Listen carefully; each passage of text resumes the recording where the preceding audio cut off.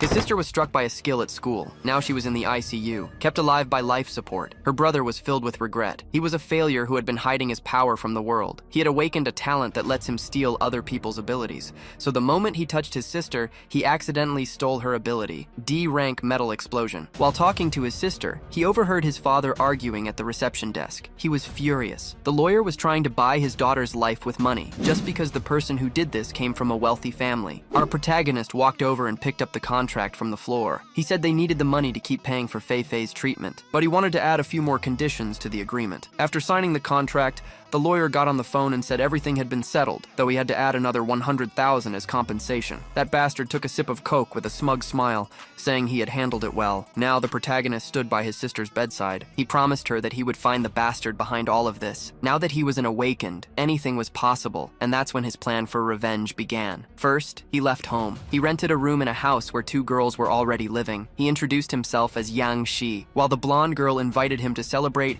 he coldly walked away, saying he needed to unpack his things. Yang lay down on his bed, thinking about how the black cavity had suddenly appeared, and that was when the Blue Planet era began. Monsters invaded the world. Those who awakened special abilities became known as heroes. Normally, even the strongest awakened only possessed 1 talent, but Yang was different. He could now steal 999 different abilities, and he swore revenge against the hero who had left his sister lying in a hospital bed. Looking at the screen, he's startled to see it's already 2:30 in the morning. So, he quickly gets up to get ready, since he has to work early the next day. Walking down the hall, he is startled by a figure standing at the bathroom door. In the hallway, he sees a woman leaning against the door, realizing it's his other roommate. Looking closer, he notices she looks very sick and her face is quite red. With his things in hand, he slowly approaches and says hi to the girl, but she doesn't even answer, just runs into the bathroom and asks to use it before him. From the doorway, he just watches the girl vomiting non-stop into the toilet. A moment later, she completely loses her strength and collapses to her knees on the bathroom floor. The next instant, the girl passes out and remains there, unconscious next to the toilet. Worried, he approaches her, asks if she's okay, and wonders if he should help her, but he hesitates at the last second, afraid his help might cause a misunderstanding. Deciding to get help, he knocks on Dingxin's door, apologizing for bothering her so late. Very sleepy, she opens the door yawning and asks why he hasn't gone to bed yet. Pointing to the bathroom, he tells her their other roommate has passed out and asks for her help, but she says to just leave her there, explaining that it's not the first time this has happened. Realizing he's on his own, he understands he'll have to handle the situation himself. Returning to the bathroom, he approaches the girl and tries to wake her up, asking if she can get up. With no other choice, he takes a deep breath and apologizes in advance for what he has to do to help her. As he lifts her into his arms to carry her to her room, a notification appears, detecting an ability in her. At that moment, he is completely surprised to discover that the girl is actually an awakened one. Carrying her to the couch, a floating screen shows the details of her F-rank ability. While she sleeps, he activates his power and says he's going to borrow her ability. With a slight smile, he's now curious to see the result of combining their 2 abilities. Given the option to merge his 2 skills, he watches the energies form in each hand. He then accepts the merge command, causing the 2 spheres of power to rise and combine. The combination finishes, generating a new skill concentrated in the palm of his hand. Looking at the screen, he sees the result is a brain enhancement technique that increases his reasoning. With his new ability, he decides to use deduction to finally find some important evidence on the case. The scene changes to the apartment complex, where our protagonist lives peacefully. Later that night, he's resting in bed when suddenly someone knocks on his bedroom door. Waking up drowsy from the noise, he gets up to see who's calling for him. He opens the door moments later, still looking sleepy and not quite understanding what's going on. To his surprise, it's the woman from the night before. She thanks him and introduces herself as Lin Nai Shui. Taking the clothes, he introduces himself as Yang Shi and says he just did what had to be done. As they talk, he asks if she's feeling well or if she needs any help. Thanking him for his concern, she says she's fine and used to it, telling him not to worry. Hearing her answer, he feels relieved and tells her that's good to know. But just then, a man appears at the door, recognizing the resident and leaving everyone completely surprised. Completely shocked by the scene, the guy can't believe what he's seeing right in front of him. Pointing at his friend, he asks how he could be dating behind his back like that without saying anything. The protagonist tells him to stop talking nonsense, explaining that she's actually his roommate. But his friend doesn't care, saying he's so rich it's cruel of him to rent an entire building. Losing his patience, the protagonist walks over and messes up his hair to get him to stop. After recovering, he turns and introduces himself as Fan Peng, the protagonist's co-worker. They then greet each other with a handshake, while the protagonist just watches from a distance, seizing the moment moment. He says he's an awakened and can take great pictures for her sometime if she wants. Instantly, the protagonist shoves him away, saying that's enough and they need to go. The scene changes to the large newspaper building where they were heading for another day of work. Once at the office, he analyzes an image on his computer of a hero fighting a giant, dangerous creature. In the image, the hero leaps and delivers a powerful uppercut that hits the creature square on. Right after, he decides to activate his new skill and finally begin the detailed deduction process. Using his power, he starts processing all the images from the fight at high speed inside his mind. After analyzing everything, his eyes widen as he notices a crucial detail no one else had seen before. Focusing on the fight, he realizes the creature's movement seems strangely familiar to him. Back at the desk, his friend nudges him with his knee, getting his attention. He then asks why the protagonist doesn't make a move, since the girl is so beautiful. With a smirk, he warns that if his friend doesn't want her, he'll try his luck himself. Staying calm, the protagonist reiterates that they are just roommates and nothing more. His friend insists, starting to give advice, but a scream interrupts their conversation. Right after the noise, they both run immediately to the window to see what happened outside. Looking out the window, they spot a beam of energy slicing through the air and hitting a nearby building. Then, a giant, one-eyed creature appears in the middle of the city, causing massive destruction. Seeing the danger, people start running and screaming for everyone to get away from the monster quickly. An alert sounds across the city, warning of the monster invasion and the imminent B-level disaster. In the midst of the chaos, a hero lands hard on the ground, shattering the asphalt around his feet. Kicking up dust, his imposing silhouette appears through the smoke, preparing for the great battle to come. Then, the hero Sour and Spicy reveals himself, calling for calm and promising he won't let the city be destroyed. Watching from a distance, a group of civilians recognizes the famous B-rank hero who has come to save them. The hero then comes face to face with the creature, positioning himself for the fight that's about to begin. Analyzing the situation, the protagonist's friend comments on the monster's high defense and dangerous combat skills. But when he turns around, he realizes his friend has vanished, noticing how fast the guy was to escape. Smiling at the opportunity, he gets ready to use his photography skill and finally make some good money. At that moment, a heroine appears, flying, and asks if the hero Sour and Spicy needs her help. With a determined look, she agrees to help her senpai and prepares to jump into action immediately. The scene changes to a live broadcast room with two commentators analyzing the current battle. Instructor Ju comments that the hero is a close combat specialist and was quite arrogant at first. Continuing his analysis, he reveals the hero needs to eat to activate his power, which is why he's always late. Impressed by this information, the other commentator praises the instructor for always knowing things no one else does. A bit embarrassed, the instructor coughs and tells them to continue watching the live broadcast of the battle. Back to the fight, the monster squeezes the hero with its tentacles, applying immense pressure. The hero struggles with all his might, trying desperately to break free from the enemy's hold. Seeing the danger, the heroine screams desperately, begging her senpai to dodge in time. She then charges forward, launching a massive fire blast at the giant, dangerous creature. The blast hits the target dead on, engulfing the entire battlefield in an explosion of flames. Back in the studio, the host says the monster is almost dead, but the instructor disagrees. Explaining his point, he says that monsters are intelligent, and this creature doesn't seem nervous at all. Meanwhile, in the fight, the heroes watch the flames, waiting to see the final result of the powerful attack. But suddenly, the fire begins to extinguish on its own, as if something were snuffing out the flames. To everyone's surprise, the monster emerges completely unharmed,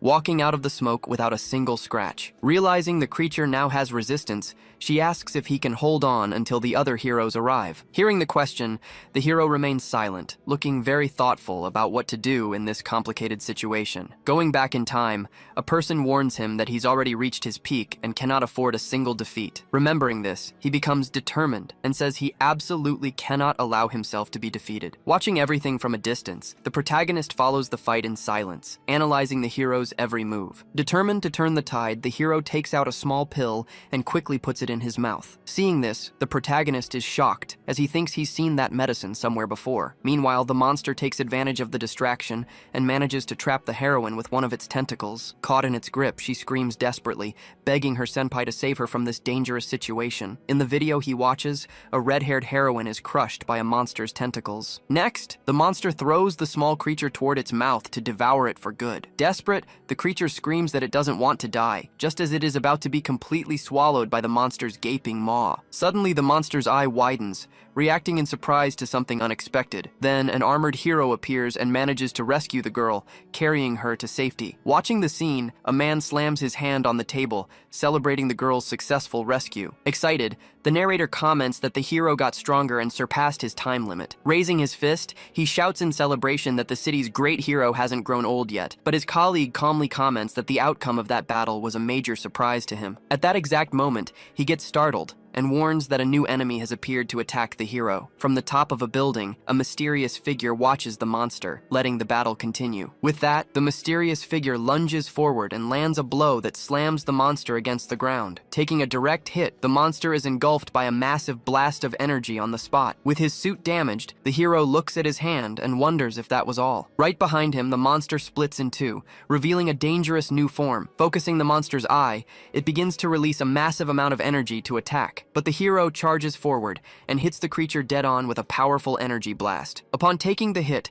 the monster is thrown far away while the hero watches the outcome. Suddenly, the hero coughs up blood, showing that the attack also wounded him. With no strength left to fight, he ends up falling to his knees on the ground, completely exhausted. Seeing the fallen hero, the girl runs toward him, screaming his name in desperation. At that, he makes an expression of pain, trying to gather the strength to stand up again. Beside him, the girl screams in panic and despair, not knowing what to do. Worried, she asks what is happening, but he only replies that he needs to control the power. Shortly after, he smiles and reassures her, saying he just used too much strength in the battle. Witnessing the victory, the people celebrate and cheer the hero's name, thanking him. From afar, Yang Shi observes the defeated monster, thinking about organizing the news when he gets back. At the same instant, he notices something strange about the monster's body and becomes highly suspicious. Looking at the ground, he sees that the defeated creature's body is starting to move. To his surprise, a small one-eyed clone crawls out from inside the fallen body. Seeing the clone, he realizes the creature is coming his way to attack. Analyzing the situation,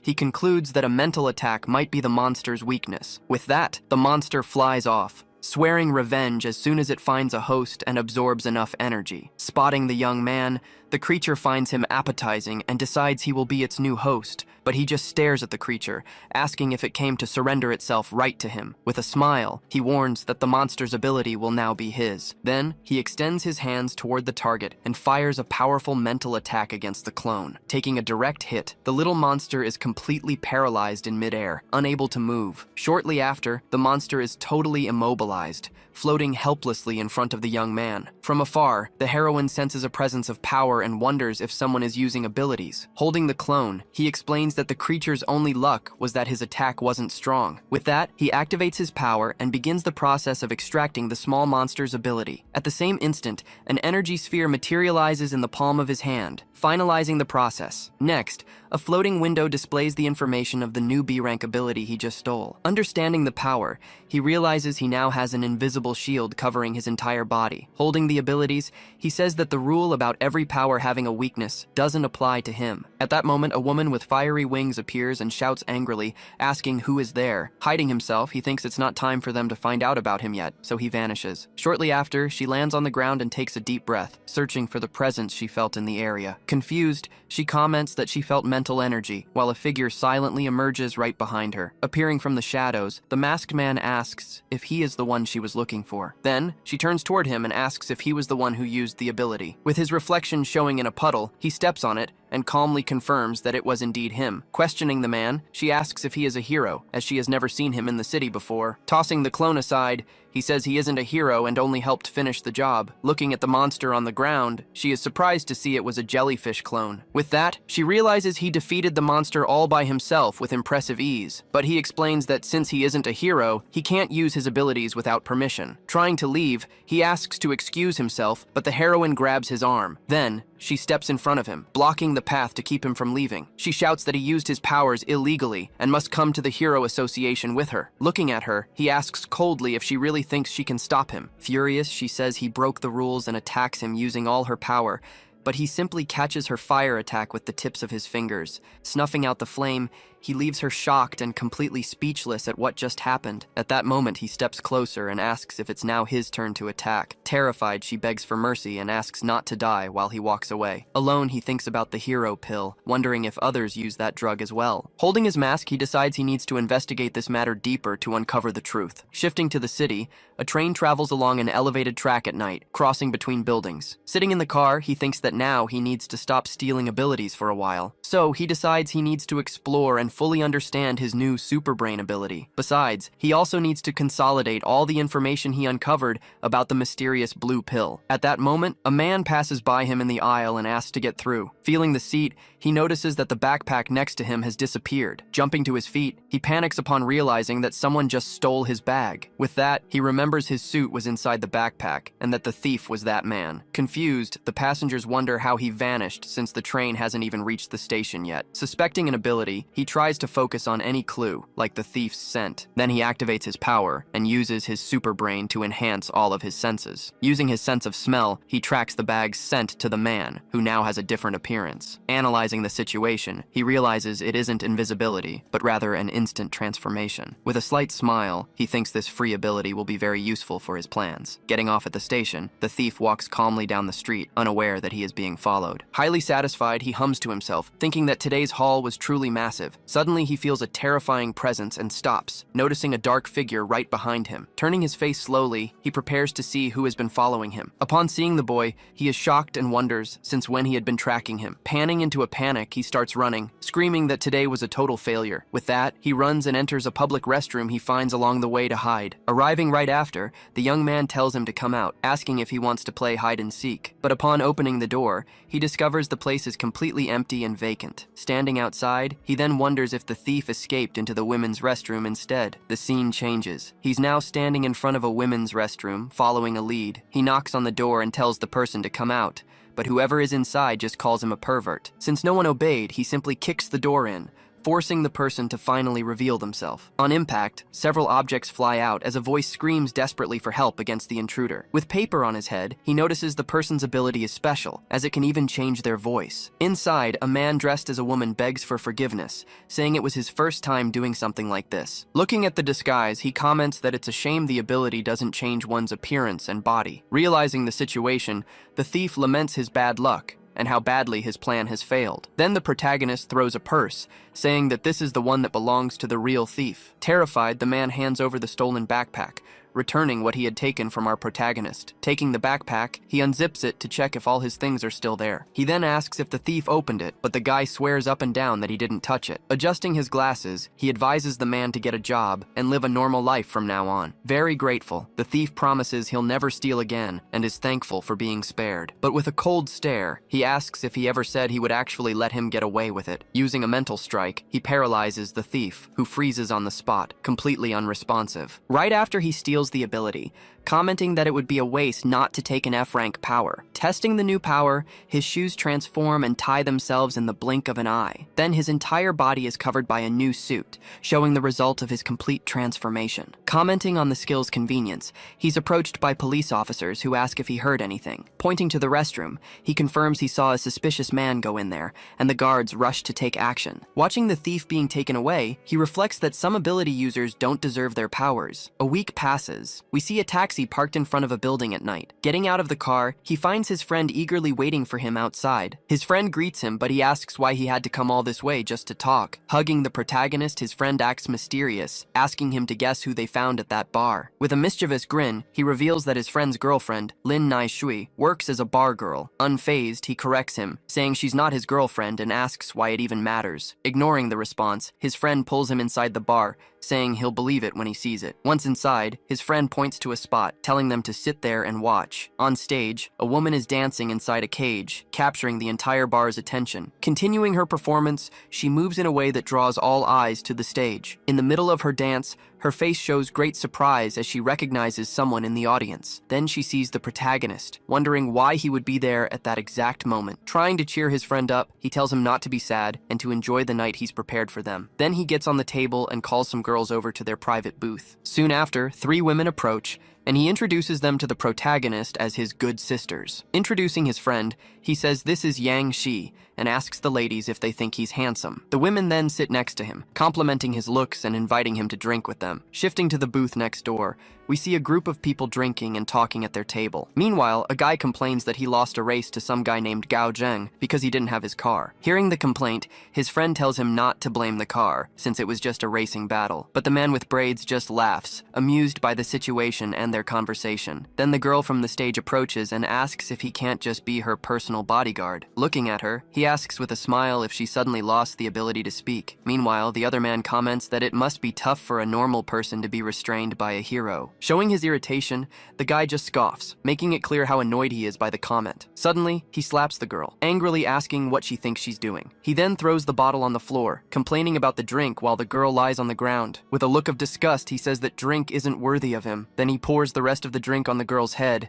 and she screams from the humiliation. Seeing this, the protagonist stands up, but his friend stops him, warning that the guy is dangerous. Ignoring the warning, he just says he's going to the restroom and walks away, leaving his friend behind. Meanwhile, the girl remains on the floor, completely filthy and crying her eyes out over the situation. Sitting on the couch, he warns that she must drink it all to apologize if she wants his forgiveness. At that moment, one of the guys grabs her by the hair and forces her to drink from the bottle, but suddenly, the man is thrown aside by a powerful blow, and no one understands what just happened. Right after, a mysterious figure appears standing in front of the girl, who is still on the floor. In an imposing voice, he says he heard that the son of an important man was here. Completely confused, the bodyguard asks who he is, and calls him an idiot looking to start trouble. Then the masked man says he wants to make a trade directly with boss Liu Yuan. Hearing the proposal, Liu Yuan becomes curious and asks what kind of trade it would be. Noticing his interest, the bodyguard warns that it's getting late and they should leave, but Liu Yuan shoves him hard, telling him to get out and not to interfere with his negotiation. With a look of pure rage on his face,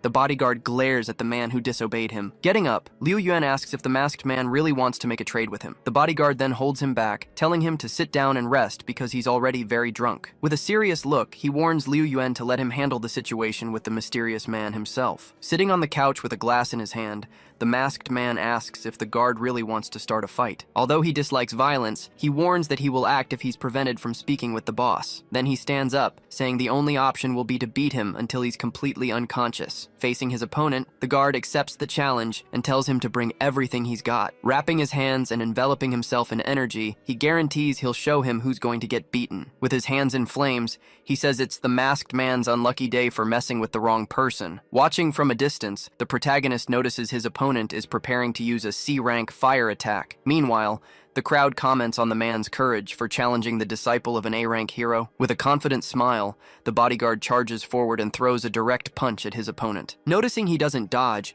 everyone wonders why he's just standing there and what his plan could be. The blow lands squarely, but he stops it with just one hand, asking if that's all he's got. Calling the masked man naive, he boasts that no one has ever been able to handle his special abilities. Right after, he unleashes a massive blast of fire that engulfs the entire area. Terrified, the people scream, thinking he's going to burn his opponent to death with that attack. Engulfed in flames, the masked man remains still, not moving an inch from where he stood. Suddenly, a hand emerges from the middle of the fire, showing he survived the attack. To everyone's surprise, the flames dissipate, revealing he is completely unharmed. Shocked by the outcome, the bodyguard can't believe the man escaped without a single scratch. Immediately after, the masked man extends his hand and launches a direct mental strike at his opponent. Stunned by the attack, the man is paralyzed, his eyes turning white as he shows no reaction. Taking advantage of the paralysis, the masked man hits him with a swift chop to the back of the neck, ending the fight. His eyes rolling back, the bodyguard collapses to the ground, completely unconscious after the blow. Shocked by the scene, Liu Yuan says that he was taken down with a single hit. He then approaches the fallen man and steals his ability, acquiring a new power. Upon analyzing the technique,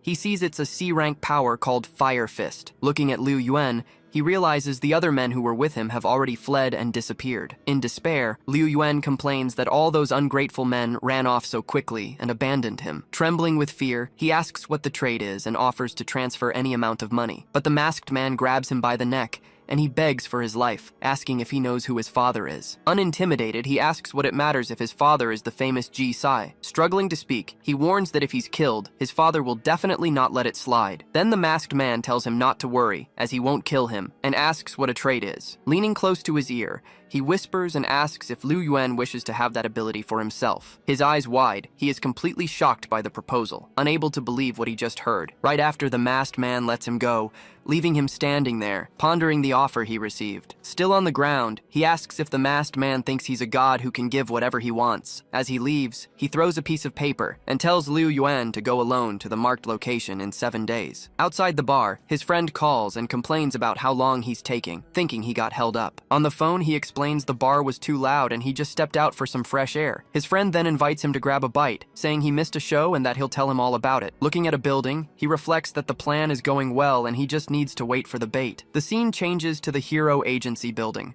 where an important meeting is about to begin. In a room, a group of people is watching a video of the fight from the previous night. On the big screen, the video shows the exact moment the masked man prepares to attack the bodyguard. Then, a man asks for their thoughts after watching the entire recording of the confrontation. Analyzing the scene, one of the attendees comments that the masked man's combat ability is B rank or higher. But another man disagrees, saying he wasn't defeated by a physical blow like everyone thought. Recalling the scene, he explains that the final blow was dealt the exact moment he raised his hand. Another participant adds on, asking about the status of the bodyguard's injury analysis report. Upon hearing the question, his eyes widen in shock, as if he's discovered something impossible to believe. Discovering that the bodyguard's ability has vanished, everyone in the room is completely shocked by the news. Meanwhile, the masked man reflects that a big problem seems to be approaching for all of them. Upon learning of the situation, the meeting leader's expression turns to one of pure fury and concern. Intrigued, one of them asks who he is and how he can remove other people's abilities like that. Recalling something, the other says that, as far as he knows, only an S-rank hero can do that. Based on this information,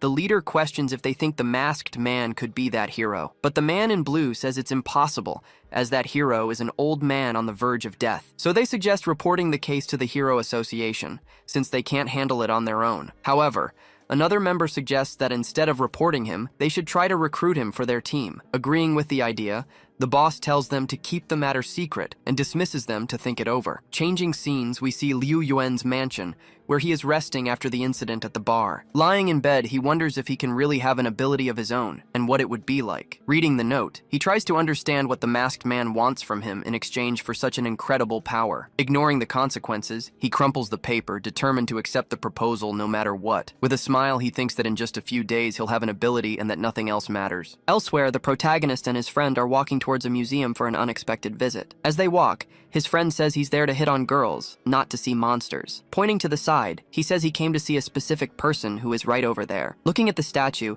he explains he wanted to write an article about the monster invasion in the city. The camera focuses on the monster's face, showing every detail of the creature that once terrorized the place. In a flashback, we see the monster firing a powerful beam from its mouth, causing massive destruction. Impressed by the scene, the protagonist remarks on how incredibly strong and dangerous that creature was. Imagining the possibilities, he thinks about what would happen if he could steal such a powerful ability. As he tries to get closer, he is stopped by a guard who asks what he's trying to do. Showing his ID, he introduces himself as a reporter who wants to write an article about the invasion. The guard allows him to write, but forbids him from touching the statue under any circumstances. With a discreet glance, he signals his friend, who immediately understands the plan. His friend then distracts the guard, apologizing and asking where he can find a beautiful mutant beast. Taking advantage of the distraction, he touches the statue and prepares to steal the creature's ability. As he steals it, he can feel the ability, but realizes it's taking a lot of strength to acquire. After some effort, the ability is finally stolen, and a purple energy begins to envelop him. Suddenly, his eyes go wide, surprised by what happened after absorbing the power. Then a screen appears, but it's completely blank, with no information about the new ability. Looking at the screen, he sees the ability is a simple E-rank plasma beam. Completely shocked, he can't believe he only got an E-rank ability from an S-rank monster. Looking at the statue, he theorizes that the power diminished because the monster has been dead for a long time. So he concludes that the ability he stole before kept its rank because it was from a living target. Realizing he won't get anything useful here, he decides to leave since he can't waste any more time. The scene changes to his apartment building in the late afternoon with a beautiful sky. Back home, he examines the 3 orbs he obtained, lamenting that he only got low-rank abilities. Looking at the details, he sees one of them is an F-rank clone that only lasts for 1 minute. Next, he checks the plasma one, the E-rank ability he got from the monster. The last one was a control ability that could increase someone's favorability towards him. Sighing in frustration, he complains that the ability's powers are so weak, it's irritating. But suddenly he wonders if it's possible to separate the orbs, since he can combine them. To test his idea, he picks up the C-rank orb from the bodyguard he defeated at the bar. With the object in his hand, he concentrates and gives the command to try and dismantle the ability. However, the energy orb remains in his hand without any change whatsoever. Deciding not to give up, he tries one more time, concentrating on dismantling the ability. This time the orb cracks and shatters, and the screen confirms the dismantling was successful. To his surprise, the orb transforms into several black cubes scattered across the table. Analyzing the cubes,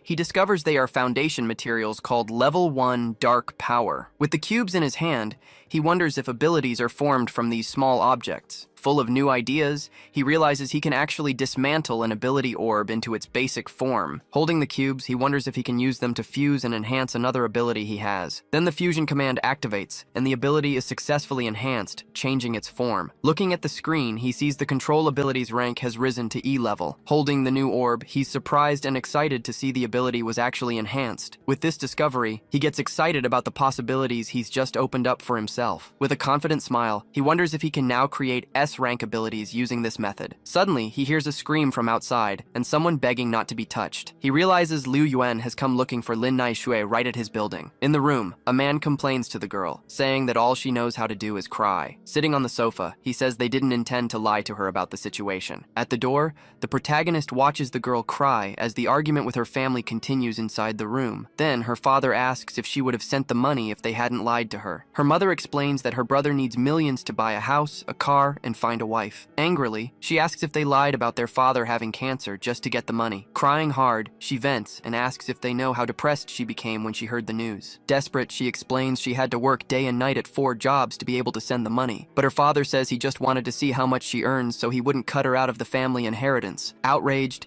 she asks if he intended to sell her to a stranger to get the rest of the money. Then her mother consoles her, saying the man has good values and wouldn't let her suffer. With disdain, she asks where they think the $50,000 she sent came from. Shouting angrily, she reveals that she has to accompany people for drinks, and that's how she earns money. Hearing this revelation, her parents are completely shocked and speechless at what they've just discovered. Standing up, her father accuses her of being shameless and ruining the family's reputation. Threatening to hit her for not taking care of herself, he raises his hand to give her a hard slap. In that instant, the protagonist grabs his wrist, saying she's still his daughter. Surprised by the intrusion, the man glares at him with a look of pure rage and contempt. Then he asks who the young man is, telling him not to meddle where he's not wanted. But her mother feels remorse, and the protagonist decides to give a little help to resolve the situation. Seeing the woman's remorse, he activates his control ability to influence her attitude. Right after, she slaps her husband, yelling at him to stop all the commotion. Yelling at her husband, she asks if his heart is made of stone for making their daughter suffer. Apologizing, the mother hugs her daughter, who cries as she finally feels accepted by her. Defeated, the father says it's all right, and that he'll let the brother get the money on his own. Remembering someone who was sick, he reflects that luckily they realized their mistake in time to fix it. Then he thinks about how, in this world, people care for those they truly love. Changing to the train station, she says goodbye to her parents, promising to return for the new year. Waving from the window, her mother tells her to take care of herself and not to do anything foolish again. After the farewell, she thanks him for accompanying her and tells him they should go. Handing her a drink, he says he hopes her brother will grow up and learn to be responsible. With a smile, she asks him to come closer, because she wants to tell him a secret. A bit awkwardly, he asks what it is, not understanding what she's planning to do. Then she moves closer and kisses him, leaving him completely surprised and unable to react. Still close to him, she thanks him for helping her with her problems twice. At night, the masked man watches the Monster Management Center, noticing the reinforced security. Seeing a truck approaching, he decides he'll need a special method to get in. Running towards the vehicle, he prepares to jump and grab onto the back. With a leap, he manages to hold onto the back of the truck, his grip strong enough to not fall. Catching his breath, he prepares to climb up and get into the truck without being seen. But suddenly, he comes face to face with something unexpected, not understanding what it is. To his surprise, a girl appears and gestures for him to be quiet. Confused, he realizes she's also trying to break into the Monster Management Center. Even more surprised, he notices the person holding him there is actually a girl. Completely flustered, he says it's a pleasure to meet her and comments on the big coincidence. Annoyed, she complains about her bad luck and says that things here are obtained through one's own power. She then introduces herself as Chian Duo Duo and asks who he is, waiting for his answer. The driver announces they're arriving, and she says she can't get off with him hanging on like that. Yelling for her to hold on tight, he pulls her and jumps off the moving truck. In the air, they fall together, moving away from the truck as it continues on its way. After they land, she asks how long he plans on holding her like that. Annoyed, she pulls him by the cape and says she had no choice but to hug him. Once inside, they find themselves in the monster management area, ready to start their mission. Asking if he's a newbie, she tells him to be careful and calls him senpai. Since he was honest, she allows him to follow her and help with her mission. Observing a monster, she says her boss wanted the white fur from that wolf's chest. With a knife in hand, she prepares to carefully cut the fur so as not to ruin it. Suddenly, she summons a box, showing her special storage ability to the masked man. With a smile, she boasts about her inventory bag, and he regrets not being able to steal her power. After getting the item, he tells her they should hurry to the next management room. As they walk, he takes the opportunity to steal the wolf monster's ability, but suddenly, a security alarm goes off, and she wonders if they've been discovered. A desperate man runs out of a room, yelling that the situation is terrible and dangerous. Crying in fear, he screams that one of the monsters has revived and is on the loose. Hearing the scream, the two turn around in surprise, unsure of what to do in this unexpected situation. Then the monster grabs the man, who screams desperately for help as he's dragged into the darkness. Scared, she asks him to hold her, as her leg is numb and she can't move. Suddenly, a tentacle strikes her from behind, taking the girl completely by surprise. Screaming in pain, she's thrown aside, and he yells her name. Desperate, angry, he uses his ability and launches a fire blast at the monster. Dodging the attack, the monster captures her, and she screams for help, begging him to save her. Noticing some items, he realizes the place has many gold attribute materials he can use to his advantage. With the element in hand, he prepares to use his new shape-shifting ability. Then, several metal blades shoot up from the ground, heading for the tentacles holding her. Dodging the strikes, she manages to break free and escape the monster's grip, falling to the ground. Worried, he runs to her and asks if she's okay, but she just screams in pain. On the ground, she complains that the tentacle was too thick, and the blow hurt her badly. Looking at the monster, he says they'll know what it is when they see it up close. Then the creature reveals itself, and a person trapped in its tentacles screams desperately for help. In the darkness, he spots another person on the ground nearby, who also seems to be in trouble. Surprised by the scene, she's in shock, unable to believe what she's seeing right in front of her. Looking at the monster, he braces himself for the battle about to begin. The monster then attacks with its tentacles, forcing them both to prepare to defend themselves. Using his ability, he creates a metal barrier to protect himself from the overhead strike. The tentacle hits the barrier head-on, but it manages to withstand the powerful attack. However, the tentacle keeps pressing, causing the barrier to slowly start shattering. Desperate, she yells that the shield is shrinking and tells him to think of something fast. Afraid of being eaten, she hides behind him, screaming that they're doomed to die. Remembering the fuel tanks, he says this won't work and he needs a plan. Assuring her he'll protect her, he says he has a way, and she asks what the plan is. He then launches a metal blade towards the fuel tanks he saw earlier. At his command, the blade guides several fuel tanks toward the attacking monster. The tanks latch onto the creature's tentacles, which doesn't understand what's happening. Right after, he launches a small spark of fire towards one of the tanks. The tank explodes, causing a chain reaction that engulfs the entire monster in a massive blast. With the explosion, he yells for everyone to run and take the chance to escape. Pulling her by the hand, he guides her along the edge to flee the chaos. But as she looks back, she's startled by something unexpected that suddenly appears. At that moment, an older man appears and delivers a powerful strike with his greatsword. Completely frozen, the two stare at the man, surprised by his sudden appearance. He then accuses them of being thieves and asks if they were the ones who revived the monster. Facing the man, she asks why he's spouting nonsense without knowing anything. Angry, he calls her disrespectful and says he was already traveling the world when she was just a baby. Shouting back, she says he doesn't deserve her respect and glares at him with hatred. Recognizing the name, she remembers he's the hero who defeated an A-rank monster all by himself. In a respectful tone, the masked man greets him, and the hero warns that he'll deal with them later. Then he charges toward the monster, preparing to use his northern sword technique. With a leap, he unleashes a strike that transforms into an energy wolf and hits the monster. Watching the fight, the masked man comments on how destructive and hard to dodge his skills are. Screaming in pain, the monster thrashes and prepares to counterattack the hero who struck it. But the swordsman leaps over the monster and readies his second strike, attacking from above. He then unleashes a dimensional slash, which creates multiple blades and hits the creature at several points. The blow severs the monster's tentacles, and it begins to disintegrate and lose its form. With a determined look, he readies his next attack to finally finish the creature once and for all. He then launches a whirlwind wave slash, engulfing the monster in a cyclone of blades. The final blow hits its mark, and the monster is completely destroyed, splattering blood everywhere. Still panting, he drives his sword into the ground, catching his breath after the intense battle. Turning to them, he says it's now their turn to face his fury. Trying to de-escalate the situation, the masked man assures him they didn't revive the monster on purpose, but the hero tells him to stop lying, saying they're suspects, and he won't believe them. Worried, she asks if he's confident he can beat that crazy old man in a fight. Answering with another question, he says that if he can't, she'll have to fight herself. Quickly denying it, she says she just wanted to lend him some useful gear to help in the battle. Then she shoves him forward, wishing him good luck and explaining that the armor will help. Observing her attitude, he comments on how her personality is a lot like his sister's. Wasting no time, the hero charges and unleashes a direct sword strike at him. With a swift move, he manages to block the attack with his arm, surprising the swordsman. Noticing the defense, he realizes the armor really did block the attack and was very useful. The hero then continues his assault, launching a series of fast and precise strikes with his sword. Grazed by a strike, he activates his super brain ability to heighten his senses in the fight. With the ability active, the hero charges once more, preparing for a new attack. Analyzing the situation,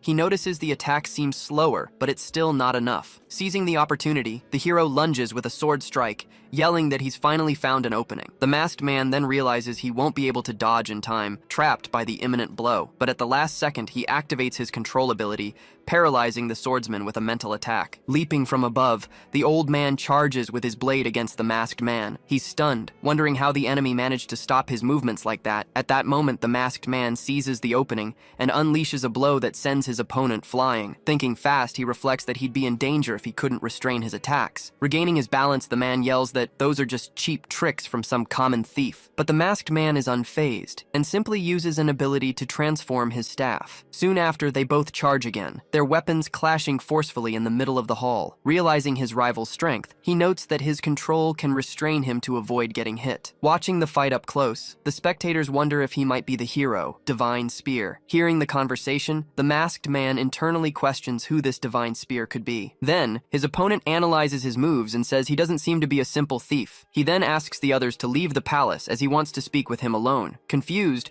the girl from the group asks if everyone really has to leave right then. Irritated by the delay, he shouts, asking why they aren't obeying the central director's orders. Finally obeying, they run for the exit while one of them says he'll wait outside. Left alone, the masked man asks why he wanted to talk, and the old man immediately reveals he knows his identity. But he also says the young man has many skills and didn't come here just to steal a hide. Then he gets straight to the point, asking if the masked man came in search of the world's truth. Confused by the question, the hero decides to first find out what he means by that. Soon after, he answers yes, confirming he is there in search of this so-called truth. Laughing at the situation, the old man comments on the passion of youth and agrees to tell him everything. He then reveals that the center's objective is to open the gate to the monster world. Hearing that, the masked man is in shock, questioning what he just said. Going back in time, he says that 15 years ago, the city's gate was successfully opened. Continuing the story, the Heroes Association sent a squad, and he was one of its members. Remembering the mission, he laments that heroes died to protect him and 2 other companions. Pointing to a monitor,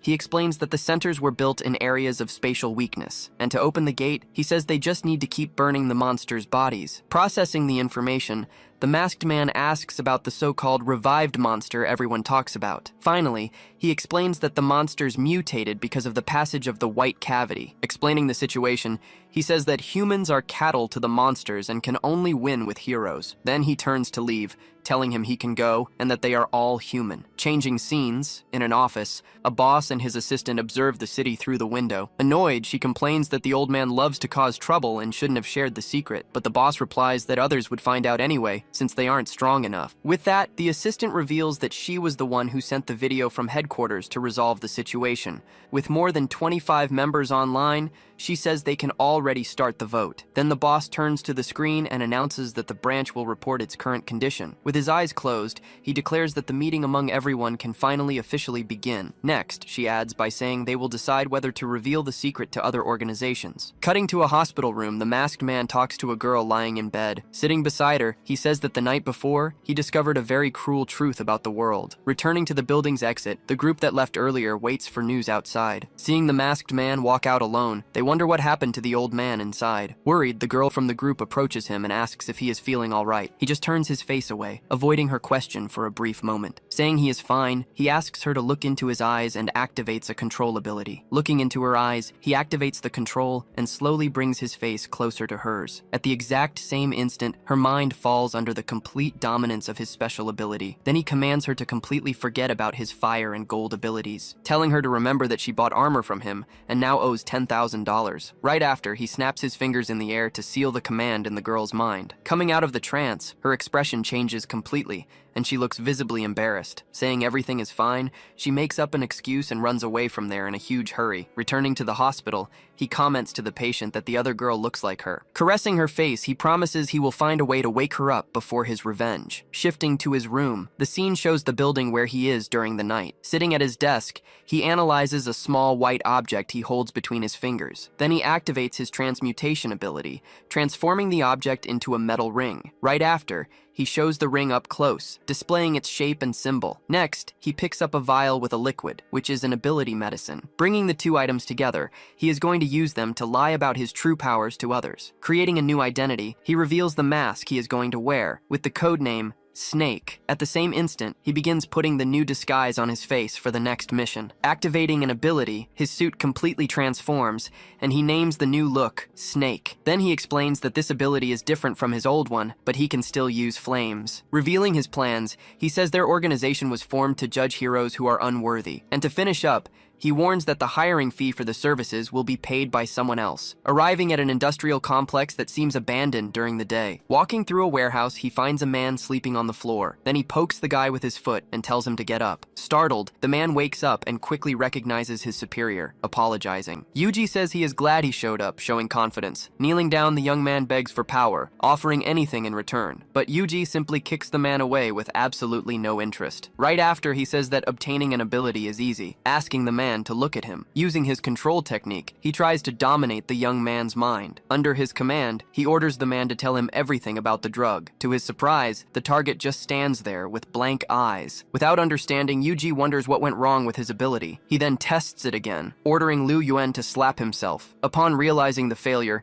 he questions whether Liu Yuan already possesses an ability. Finally, he uses a mental strike by directly touching the guy's forehead. Remembering that he didn't react at the bar, Yuji decides to investigate if he has power, so he places his hand on the young man's back to begin the process. At the same instant, a notification confirms the theft, leaving him surprised by the result. Analyzing the screen, he sees it is a rank A ability that revives the user once. Shocked, he confirms that the young man had a rank A ability, something very rare. Considering the power a trump card, he says he won't treat Liu Yuan poorly after the theft. Right after, he prepares to transfer a power he stole from another creature. With that, Liu Yuan wakes up confused and begs again for him to give him an ability. Calmly, Yuji just tells him to look at the ring on his finger. Showing the ring, he explains that the object is used to steal other people's abilities. Next, he reveals a blue vial, the medicine that grants powers to normal people. Tossing the vial, he tells Liu Yuan to drink it and find out if it's true. Despite his doubt, he decides to risk it all and accepts the offer right away. So, without thinking twice, he downs the vial and drinks all the liquid. Right after, the empty container slips from his hand and shatters on the floor. Feeling a terrible pain, his eyes widen and he screams toward Yuji. Changing scenes, a young man was kneeling desperately in the rain before that same figure. With that, Yuji says that he will soon discover the incredible feeling of having an ability. Screaming that his body is on fire, Liu Yuan begins to transform. Watching the scene,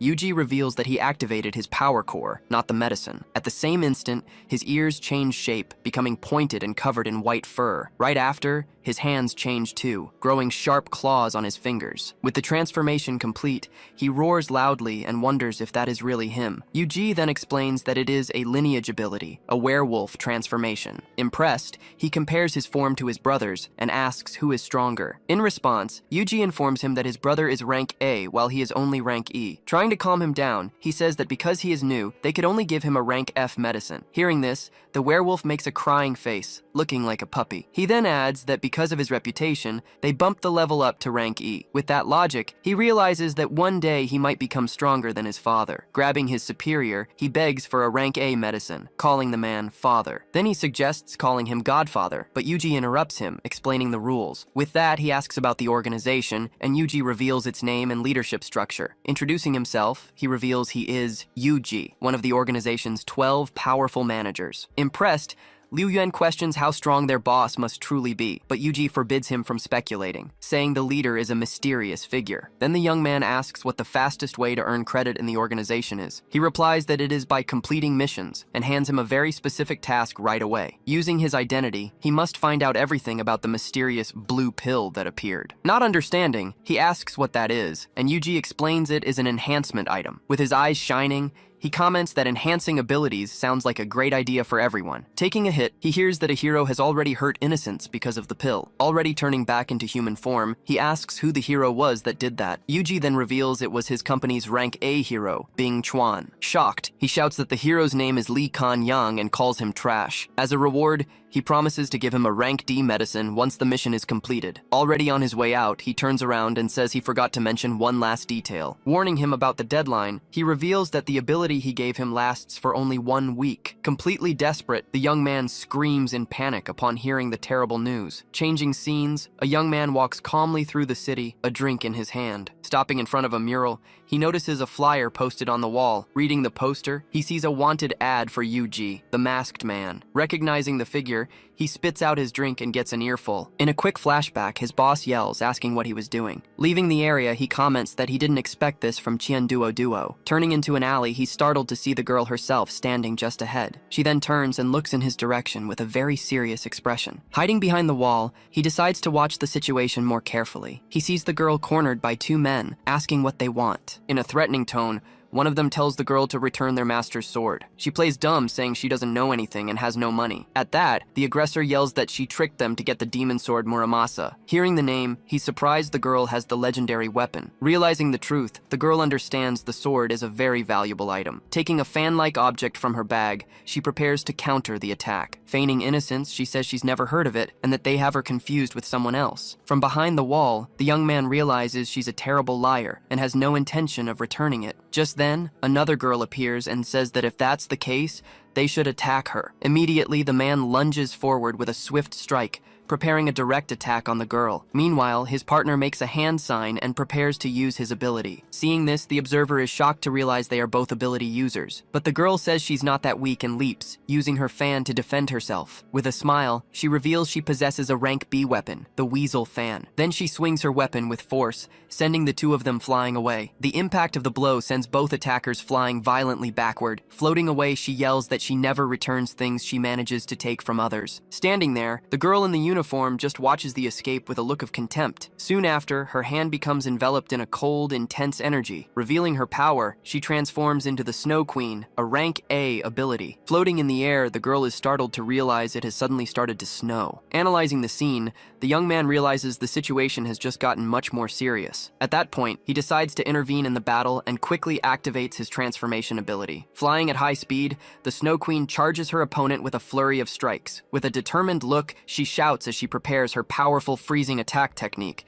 Then she unleashes a massive blast of ice towards the fleeing girl. At the last second, Yuji suddenly appears and desperately screams the girl's name. Meanwhile, a reporter announces the user battle, calling for help from any nearby heroes. Her face panicked. The girl screams as she sees the ice attack coming. Caught in the blast, she's thrown backward, screaming in pain and fear. Slamming hard against a wall of ice, she complains that the impact really hurt. Facing her, the queen says that now she will definitely return what doesn't belong to her. With a smirk, the girl shows 2 knives and asks which one she lost. Realizing she's being mocked, the queen narrows her eyes with an expression of pure rage. Immediately, she begins to freeze the girl's feet to the ground with her ability. Threatening her opponent, she warns that she'll freeze and shatter her legs next. Holding the sword, she says she's not foolish enough to return such a valuable item. Right after, she throws the weapon towards Yuji, giving it to him as a gift. Catching the sword, he thanks Duo for seeing him earlier and helping out. Then he says the sword is broken, and nobody would want an item like that. She explains that she thought the same thing, but was chased because of it soon after. Noticing his partner, the queen gets angry and orders everyone to go after the masked man. Surrounded by enemies, Yuji stands still, holding the broken sword without reacting. At that, one of the ninjas lunges and strikes at him without hesitation. Holding the weapon, he realizes it's absorbing all of his mental energy. Startled, he yells that he can no longer control his body's movements. Then his body moves on its own, effortlessly dodging all the attacks. Seeing his strike fail, the ninja is completely shocked by the unexpected scene. Completely confused, Yuji wonders what the hell is happening. Soon after, another enemy rushes at him, yelling for him to die. Moving on its own, his body dodges again, ducking automatically. In that same instant, the sword begins to release an even more powerful energy.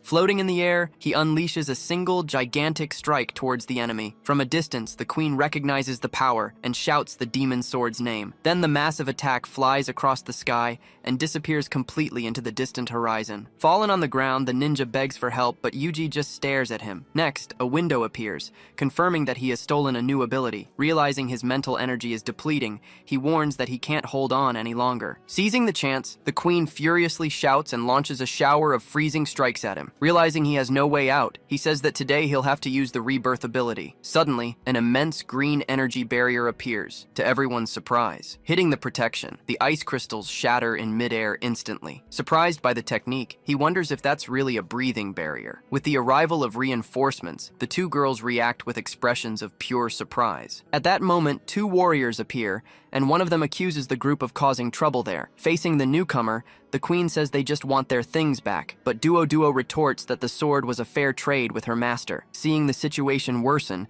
the queen decides the best choice is to plan an escape. Suddenly, an ice crystal forms on Duo's foot, trapping her. Seeing this, the warrior says he can spare the girl if the queen returns the item. With a smile, he warns that he doesn't plan on letting anyone leave that city alive. Without a word, the queen just stares at him with a very serious expression. Then he tells his partner to test Yuji's abilities, but not to overdo it. Right after, his partner charges forward to attack, saying he's going to teach the little brother a lesson. Parrying the blow, the warrior hits the sword's blade with a direct punch. The impact throws Yuji far back against the alley wall. Seeing this, Duo desperately screams the name of her great friend, Yuji. Seizing the chance, the queen says that if that's the case, he can die right now. Then she launches her absolute zero attack at the completely defenseless girl, but her partner intervenes, destroying the ice crystals with a sword strike. Watching her attack get blocked, the queen stares at the green energy barrier. Surprised, she sees that her technique couldn't get through the warrior's strong defense. In the same instant, the ice crashes against the barrier and shatters completely. Shocked, Duo sees that her enemy wasn't hit by the powerful earlier blow. Then he explains that it was just an illusion and she fled, but she's nearby. Looking for him, the girl finds Yuji collapsed on the ground, completely exhausted. Sitting there, he complains that the sword weakened him, draining all his energy. Then he wonders if he can steal the sword's ability, since it's a weapon. Touching the weapon, a notification confirms he has stolen a new ability. Right after, the system informs him that he has obtained dark power cubes from the sword. Analyzing the cubes, he realizes they're a new source of power for him. With several cubes on the ground, he says he didn't expect so many, but it makes sense, so he decides which skill to upgrade to fight the demon dragon. Looking at his options, he finds the metallic transformation skill and makes his choice. Using the power cubes, he begins the process of upgrading the chosen skill. With the evolution, the skill ascends to rank A and becomes Metal Control. Feeling the new power, he stands up and faces his enemies with more confidence. Down below, the Ice Queen notices a strange movement coming from that direction. On top of the wall, he says that he can now feel the metals everywhere. With his new power, he finally says he can fight the strongest. Observing the ice attacks, he prepares to show off his new ability. Raising his hand, he begins to control his enemies' attacks with his mind. Then he stops the attacks and transforms them into a spinning shield in front of him. Hit by her own attacks, the queen screams as she's thrown back. Furious, she curses her enemy for using her own power against her. Controlling the pieces of ice, he spins them rapidly to form a large shield. Completely shocked, the Ice Queen wonders how that could be possible. Soon after, he dispels the shield and launches several energy bands at his enemy. Trapping the queen, He tells her to calm down, saying he'll treat the girls gently. As she asks what he's going to do, he slowly moves his hand closer. In that instant, he touches her and successfully begins to steal her ability. To confirm, the system screen displays the theft of the rank A skill. Analyzing the new power, he's surprised to find it's a summoning ability. Back on the ground, he supports the girl in the uniform, who was about to faint. On the corner, the two warriors watch the scene from a distance with great attention. Noticing the change, one of them asks why his energy feels different now. Carrying the girl, he says she's the Snow Queen and he has already taken care of her. Scoffing at the situation, the warrior doubts he could actually beat the queen. Confident, he says they can fight if they doubt him and asks who will be first. With a provocative tone, he then offers a second option to his opponents. Facing the two, he asks if they'd rather just attack him together at once. Live on the scene, a reporter announces that a man wants to fight two rank A heroes. Commenting on the news, he says the demon dragon would win with one hand tied behind his back. Excited, the reporter says he's going to broadcast the incredible scene that's about to unfold, but the warrior refuses,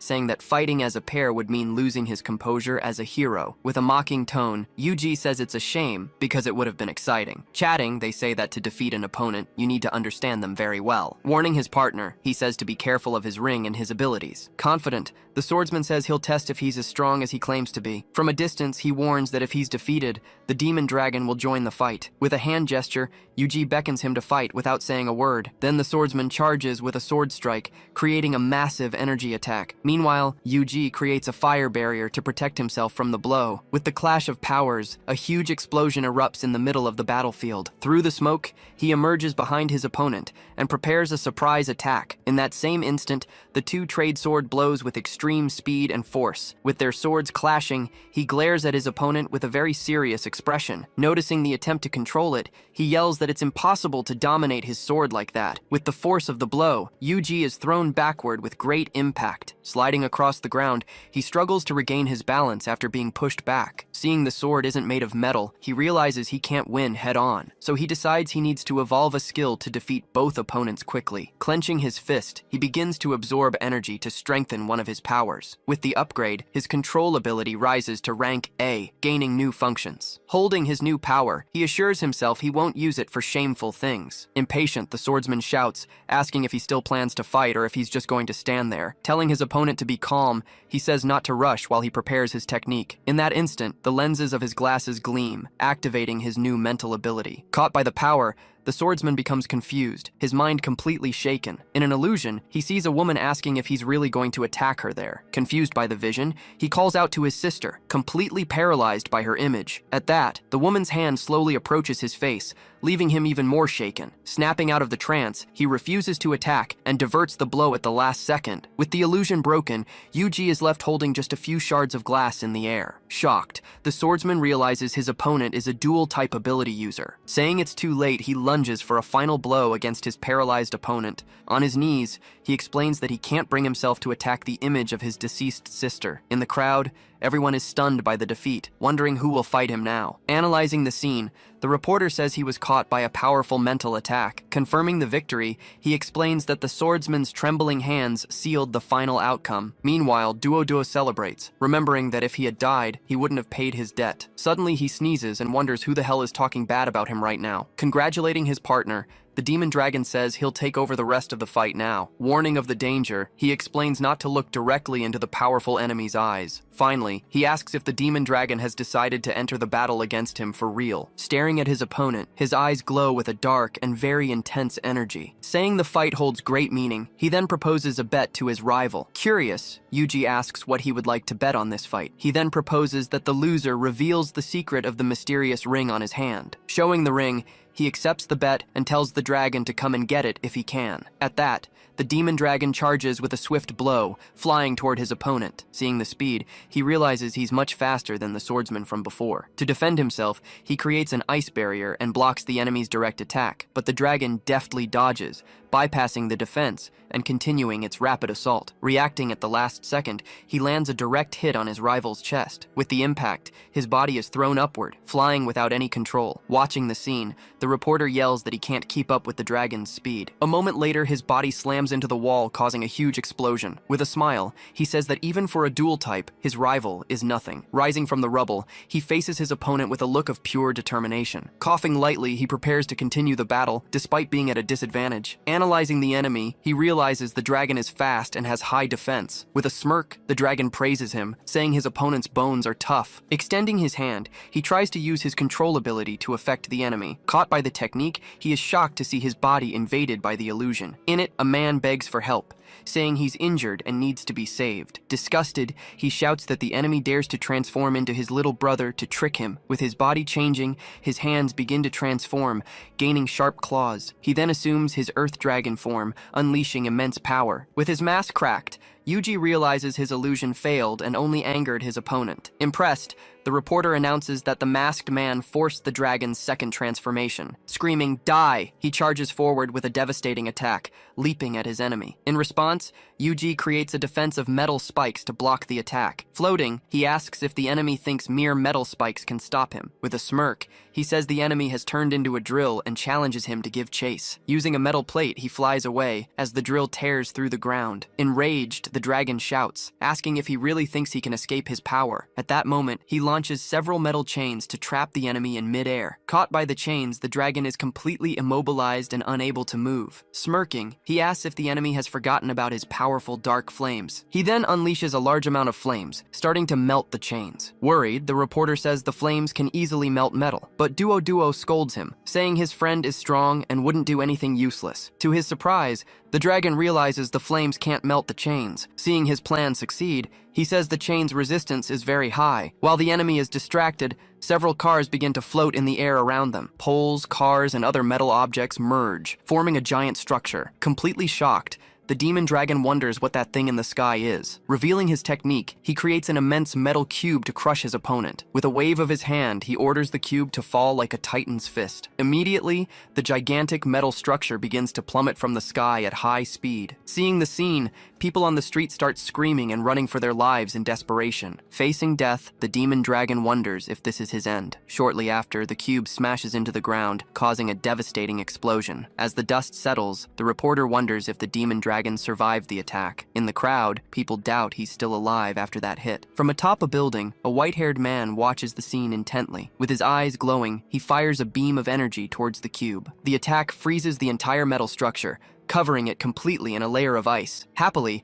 a young man shouts that the rank A hero, Ji Zhejiangxiang, has saved them. Inside the frozen cube, the swordsman supports his partner, who is gravely injured. Ashamed, he says he barely survived by using the barrier and has embarrassed the company. Arriving on the scene, the hero says the important thing is that they managed to survive. Hidden, a red-haired girl asks if he'll need her help. With his partner unconscious, he asks the hero to take good care of the demon dragon. The scene changes to a young man in an apartment, tending to his wounds. He sprays medicine on his stomach to relieve the pain from the injury he sustained. Sitting on the couch, he complains about the dragon's strength, saying he didn't pull any punches. Reflecting on the mission, he says he now needs to focus on investigating the pill. In a flashback, his other identity appears, recalling the ongoing plan. He thinks about going to an event to find the other hero, Spicy Acid. Decided, he says he can't share the rent anymore, so he won't get anyone else involved. Suddenly, a woman enters and surprises him, and he screams in shock at seeing her there. Noticing the smell, she asks what he was doing with so many medicines in the living room. Suspiciously, she stares at him with an expression that shows she didn't believe his excuse. Nervously, he says he needs to tell everyone in the house something important. Announcing his decision, he reveals he's moving out, leaving everyone completely shocked. He explains that, as a man, it's inconvenient to live with them, and he has money now. One of the girls asks about Sister Nai Shui, making the other one jealous. Desperately, he denies any involvement with her, saying nothing happened between them. Seeing there's nothing more to be done, they accept his decision and exchange contact information. With a smile, he says he'll pay for dinner as a farewell meal. Hearing that word, the girls get angry, and a dark energy surrounds them. Instantly, he realizes he said something terribly wrong and panics internally. Trying to calm the situation, he says it would be better if they all went to dinner together. Angrily, she says Nai Shui is beautiful and takes care of him, asking why he treats her so badly. With a smile, the other girl tells him to sort things out with Nai Shui before dinner. Alone, he admits he lied about his feelings, but doesn't want to involve her in danger. Mustering his courage, he knocks on her bedroom door to talk to the girl once and for all. From inside, she says the door is open, and he can come in any time. Entering the room, he finds her lying on the bed with a very sad look. Awkwardly, he approaches and apologizes for what happened in the living room. Angrily, she asks why he's apologizing if there's nothing between them. She then accuses him of disliking her past, making him even more nervous. Desperately, he says it's a misunderstanding, but she asks why he scorns her. Trying to calm her down. He says they can just be friends, but she confronts him about it. In a flashback, he remembers her family problems and her need for security. He also recalls her past as a dancer, which left her very insecure. Thinking of her, he sees her as a porcelain doll, too fragile and delicate. Making a decision, he says that maybe she's right about him after all. Sitting on the bed, he admits he was hasty in thinking they loved each other. Not wanting him to be a stranger, she asks him to start by being her boyfriend. With a sigh, he finally agrees to her proposal, accepting the girl's request. The scene changes to a blue-haired man drinking and celebrating at a party. Watching from afar, Liu Yuan complains about the money spent on the Godfather's mission. Taking advantage of the distraction, he starts searching the man, looking for any suspicious items. In one of the pockets, he finds a strange box and wonders what it is. Waking up, the man asks him what he's doing there with him. Playing it cool, he says he was just looking for a lighter to light his cigarette. Confused, the hero asks where the girls who were at the party with them are. Whispering in his ear, Liu Yuan says the girls are waiting to serve him. On a dark, silent night, the two walk together down an isolated alley. Suddenly, the hero starts laughing, asking them to stop touching him like that. Tossing everything aside, he desperately searches for the box he found earlier. With a glint in his eye, he celebrates upon finally finding the object in his hands. Opening the box, he smells a strange but very sweet scent coming from inside. Fascinated by the aroma, he says the smell makes him want to eat it. But before he does anything, he yells to wait, noticing something strange. Looking at the object, he's shocked to recognize the famous blue pill he was looking for. Sitting alone, he screams in despair as he realizes what just happened. Startled, he wonders if Li Kanyang was always that energetic. Picking up one of the pills, he examines the object more carefully in his hands. Determined, he decides he'll just steal one and hide it to use as evidence. Knocking on the door, he asks if everyone inside is okay after the noise. Opening the door, he finds the hero covered in a strange substance. Behind him, he sees a woman lying on the floor, completely lifeless and still. Shocked by the scene, he asks if the girl lying there is dead. The hero casually confirms that she is, and prepares to leave the room. Telling him not to worry, he offers to call the company and handle everything. Waving goodbye, he tells the hero to wait for backup to arrive soon. Relieved, he says he was almost exposed and would have died if they had discovered the plan. In a garage, the hero approaches his car with an angry expression. With a brick in his hand, he gets ready to smash something inside the vehicle. Enraged, he smashes open a secret compartment and finds several blue pills inside. Furious, he yells that he can't control his strength anymore after taking the pill. Taking a deep breath, he tries to calm himself down to control his anger and his powers. Looking at the box, he examines the remaining pills inside the compartment. Suddenly, he notices that one of the pills is missing and wonders why. Shrugging it off, he says that one more or less won't make a difference. Getting into the car, he prepares to leave the garage and move forward with his plans. Back at the apartment, the windows suddenly freeze over with the queen's presence. Shivering, he says he's freezing and curls up to stay warm. Startled, the girl asks if her master is okay, but he tells her to stay back. With a smile, she tells him not to worry, as the temperature will only drop a little. Complaining, he says this isn't a little and remembers his ability. Using his power, he creates a small flame in his hand to warm himself up. Seeing the fire, she asks to come closer, saying she likes warm things. With a smile, she says her master is amazing for being able to create fire. Relieved, he thinks that the cold air is a passive effect, which is lucky. Looking at him, she says that her master's body is also very warm. Suddenly, she hugs him from behind, complaining about the cold and calling him a brat. Blushing, he says he'll let it slide just because she's cute. Grabbing the blanket, he gets ready to cover them both so they can warm up together. Then, he warns her that this is a one-time thing and there won't be a next time. Scene change. A new day begins in the city, with the sun shining brightly. Arriving at the event, he sees a huge poster of the hero picric acid prominently displayed. In the middle of the crowd, fans are screaming and declaring their love for their great idol. In disguise, he joins the fans, holding a sign to get closer to the hero. Getting crushed, he yells for them to stop stepping on him and pulling his hair. On stage, the host announces that the hero is ready and asks if everyone else is. With a smile, she asks everyone to scream even louder for their idol. Answering her call, the audience goes wild, chanting the hero's name over and over. With a burst of confetti, the hero finally appears on stage for his audience. Declaring that they are safe, he strikes a pose, showing off his suit to everyone. With his fists clenched, he promises that all danger will be crushed by him. Hearing this, the crowd cheers and raises raises their arms, celebrating the hero's presence. Getting pushed, he tells them to stop, but ends up being shoved forward accidentally. Falling onto the stage, he loses his balance and stumbles towards the hero, calling for help. Reaching out his hand, he tries to steady himself, but ends up falling on top of the hero. On impact, they both fall to the ground, to everyone's surprise. Catching the young man, the hero tells him to be careful and says, "I've got you." With his eyes shining, he apologizes for his carelessness and quickly gets up. Shaking hands, he introduces himself as Yang Shi and thanks the hero for his help. Taking advantage of the handshake, he activates an ability, passing something to the hero. With a smile, he reveals himself as a fan and prepares for the next step. Scene change. A hero's fan meeting finally ends, with very few people left. Leaving the venue, the hero comments to his assistant that the job is finally over and that the meet and greet was terrible. Walking to the van, he complains that he feels tired and dirty after greeting so many people. Once inside the car, he tells her to go eat ahead of him as he needs to take a nap. Hearing this, she asks with concern if he can handle the pace with another commitment. He replies that he needs the free time to celebrate his daughter's birthday over the weekend. Alone in the car, he stresses about his debts and considers gambling again. But a moment later, he shakes his head, telling himself he can't do it. Suddenly, Yuji appears at the window, asking if it isn't tiring to live such a draining life. Completely shocked, the hero recognizes him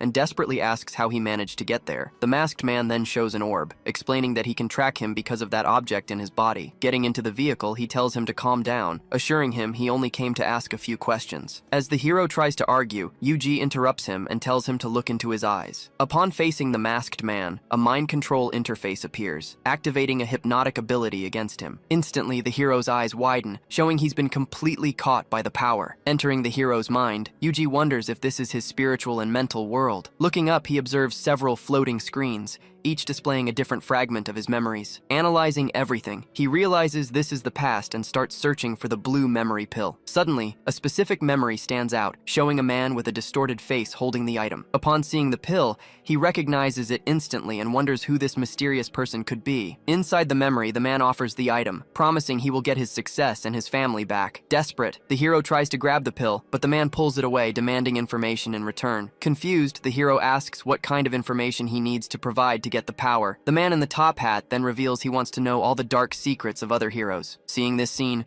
Yuji finally understands that the hero sold out his colleagues in exchange for power. Touching the memory, he begins to process how that exchange for dirty information actually happened. With his hand on the screen, he continues to absorb all the details of their secret negotiation. Soon after, he concludes that they met several times to continue making these kinds of exchanges. In another memory, the man asks if he knows about a new ability user named UG. The hero angrily confirms, saying that he defeated Demon Dragon and the Wanderer Swordsman. The mysterious man then asks him to tell him everything he knows about the secret of his ability. Flashing back to the memory, the scene shows a blue car parked in a dark, empty garage. In that conversation, the hero reveals that Yuji erases abilities, but that he's never shown his face. Hearing this, the mysterious man finds the information interesting and thinks it over. Shortly after, he hands over a bag with several blue pills as payment for the valuable information. After that, he orders the hero to gather information at his own daughter's birthday party. Coming out of the memory, Yuji understands the plan is to find weaknesses to corrupt and control everyone. Still thinking about it, he tries to understand the true purpose behind so much control. Back in reality, the hero awakens and desperately shouts that a true hero is forgiving. Confused by everything, he looks to the side and asks where Yuji could have gone. Changing scenes, Liu Yuan is waiting outside, complaining about how long his godfather is taking. While waiting, he flails around, saying he's going to be eaten alive by the mosquitoes. Just then, a shadowy figure appears, asking what he's talking about to himself like that. Seeing who it is, he runs relieved towards his godfather, saying he's been waiting for a long time. Getting closer, he shows him a box, saying he finally managed to get it from Li Kanyang for him. Upon taking the item, Yuji confirms the blue pill is identical to the one from his memory. Shocked, Liu Yuan asks if it was because of the pill that Li Kanyang accidentally killed someone. Yuji then explains that corrupt heroes seeking power and fame don't care about the side effects. At that, he asks the boy what he thinks a true hero really is. Hearing the question, his expression turns serious, understanding the importance of that moment for him. With conviction, he replies that a hero's duty is to save humanity, not betray their beliefs. Hearing the answer, Yuji congratulates him and informs him that he's earned a D-rank potion. He then tosses a vial with a red liquid to the boy, who watches it fall. Holding the item, he complains loudly, completely disappointed that it's only D-rank. Yuji advises him to raise his level gradually, but the boy shouts that he accepts. Thanking his godfather, He drinks the entire contents of the vial at once, thinking the color is pretty. Complaining about the taste, he says it's like ketchup, but Yuji claims it's just his imagination. Then, a system interface appears, detailing the new werewolf ability he will receive. Confused, Liu Yuan asks why he hasn't transformed, and his godfather explains it hasn't activated. Then, raising a finger, he suggests that maybe a little warm-up is needed for absorption. Startled by the suggestion, he asks his godfather what he really intends to do now. Without warning, he lunges forward and lands a direct blow to the boy's face, starting the forced training. Lying on the ground, he screams in pain, while Yuji says he must be merciless to make him stronger. Throughout the night, his screams continue, begging his godfather to stop and pleading not to hit his face. After the training, he tells his godfather that his ability has improved, and he feels stronger. Hearing that, Yuji just tells him to keep his ability under wraps for now, without showing it off. Then he asks if it's not tiring for his body to maintain that state of transformation. Returning to normal, Liu Yuan announces he has de-transformed, receiving new instructions about the blue pill and its users. With a smile, he thanks him for the concern and prepares to receive his next mission. At that, Yuji asks him to gather information on heroes who do wrong and dirty things. Confused, he asks if the organization is planning to recruit more people to join the team. Getting on his board,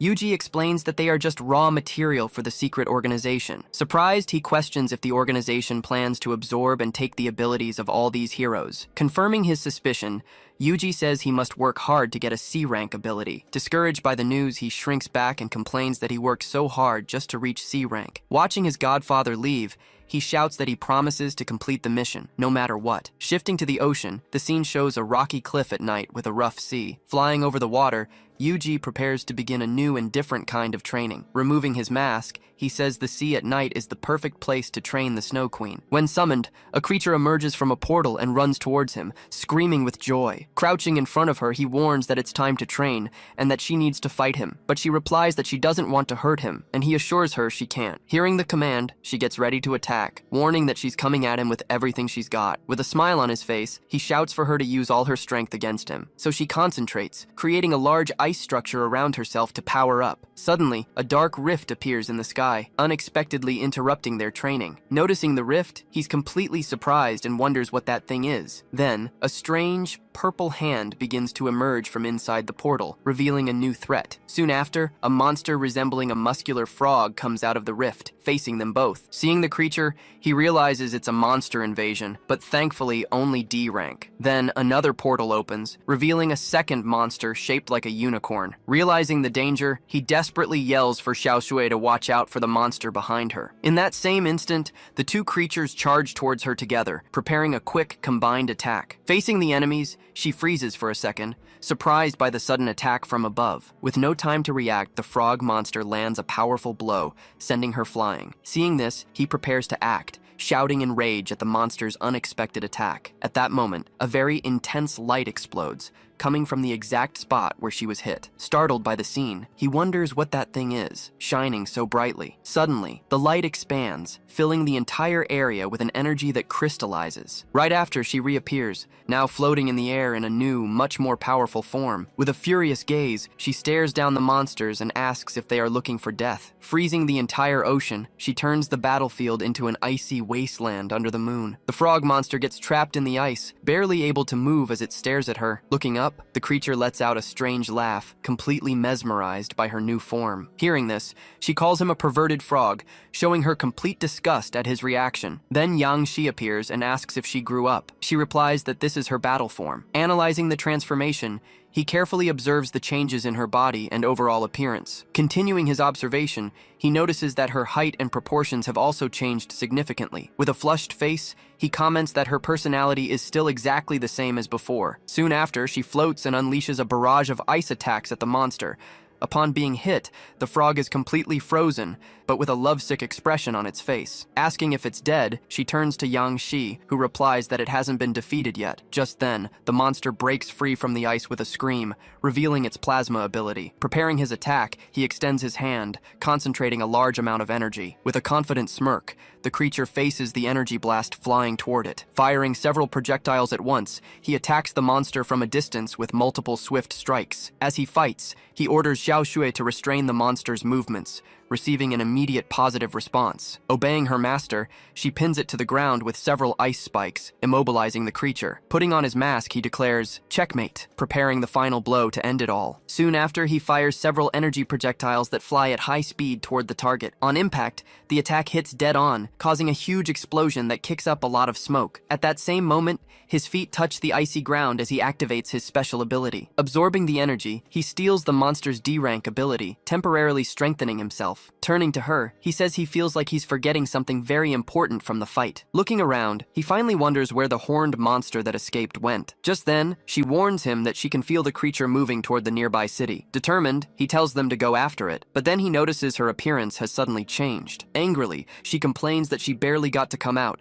and he's already trying to take over her body. Asking if she's okay, he hears her scream that her real name is Ling Nai. Then, she confronts him and angrily warns that she won't let him get what he wants. In the next moment, she moves in and kisses him, leaving him completely surprised and speechless. Suddenly, she turns back into a child in the middle of the kiss, leaving him totally confused by the situation. Seeing the transformation, he carefully holds her so she doesn't fall onto the icy ground. He then kneels in front of her, asking if she's really the Xiaojue he knows. Still on the ice, the two of them stand in front of each other, trying to understand what happened. Touching her head, he asks if she doesn't remember anything at all about what occurred. She confirms that she doesn't, asking if they weren't just training a little before the commotion. Realizing this, he concludes that she has two personalities that share no memories with each other. Delighted by the affection, she's happy he touched her head and asks for a hug. With an awkward smile, he comments that the only thing they have in common is how clingy they are with him. Seeing that she's sleepy, he tells her she can go back and rest for a bit. Then she says goodbye with a yawn, disappearing immediately after into a magic portal that opens up. Watching the portal close, he is left alone again on the vast, deserted field of ice. Turning toward the horizon, he deduces that the other beast must have headed for the crowds. The scene changes to an empty road near the beach during the dark night. Just then, Liu Yuan appears, driving a car at high speed, singing happily and excitedly. While driving, he notices something moving in the distant sky and tries to focus on it. Confused, he wonders what the hell that thing flying in the dark of night could be. Then the unicorn creature runs across the water, galloping toward the city at great speed. Slamming on the brakes, Liu Yan yells in anger as he sees the monster approaching the unsuspecting beach. Meanwhile, a group of people is having a barbecue on the sand, completely unaware of the imminent danger. Getting out of the car, he tries to warn them, shouting that a beast is coming their way. At that, one of the girls comments that there's someone on the road waving and shouting at them. With contempt, the muscular blonde complains that he's just trying to get attention with his sports car, but the other girl tries to listen more closely, realizing he's shouting a warning about a beast. Once they understand the danger, they are all completely shocked and turn fearfully toward the sea. Suddenly, a giant wave surges forward, sweeping everything away and sending the group into a total panic. Desperate, he hesitates, wondering what he should do and if he should save them. Then he runs into the water, complaining that he didn't used to be the type to get involved in this stuff. Struggling against the current, the blue-haired girl screams for help, nearly drowning in the sea. Just then, a strong hand grabs her wrist, pulling her forcefully to the surface. Soon after, the stronger man saves her, telling her to hold onto a log. Now safe, she yells for her other friend to come to the log to save himself too. Reaching out his hand, he says he's glad she's okay and tries to reach her. Suddenly, the unicorn emerges from the water and hits her friend, sending him flying with its horn. With her face covered in tears, she can only call out his name in complete despair. Soon after, he sinks into the sea and a huge wave forms, making her scream in horror. Still in the water, he tells her to hurry, promising to get her safely to the shore. Crying desperately, she begs him to help her friend who was dragged to the bottom of the sea. He then promises to save him later, telling her to get off the log before the beast returns. Scared, she yells no and hugs him with all her might, seeking protection from the monster. Carrying her to the beach, he complains that she looks thin, but is surprisingly heavy. Halfway there,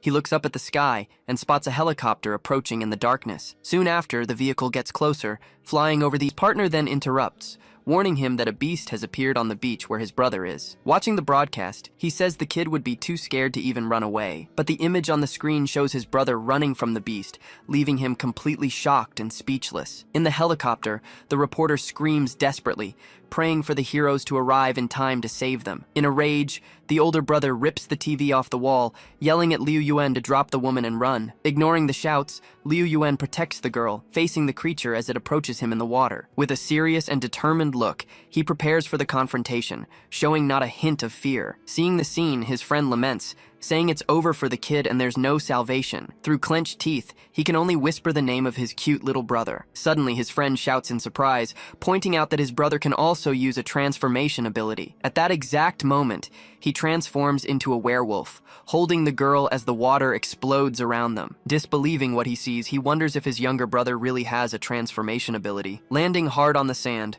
he safely sets her down, cracking the ground with the impact. Looking at him, the girl blushes and calls him a hero, completely impressed by his actions. Flexing his muscles, he boasts, telling her not to get obsessed because he's a legend. He then runs towards the beast, yelling that a real man must kill the monster. The scene changes, and the fight now takes place near some giant rock formations in the dark of night. Arriving there, Yuji comments that he saved the man just in time to prevent an even greater tragedy. He then turns and watches the sea, preparing for what's about to happen. He then says he will now watch the first real battle of his new and eager disciple. Charging at the monster, he faces it in the water while the unicorn warns him to be careful. Dodging the attack, he moves under the creature, preparing a swift and precise counterattack. With a confident smile, he says he was waiting for that attack and grabs the enemy tightly. He then spins it with all his might, creating a giant whirlpool in the water. In the middle of the spin, the monster multiplies, creating several clones to escape and confuse him. The real one then attacks from a distance, firing an energy blast straight at his back. Taking the hit, he is thrown into the water, causing a huge explosion on impact.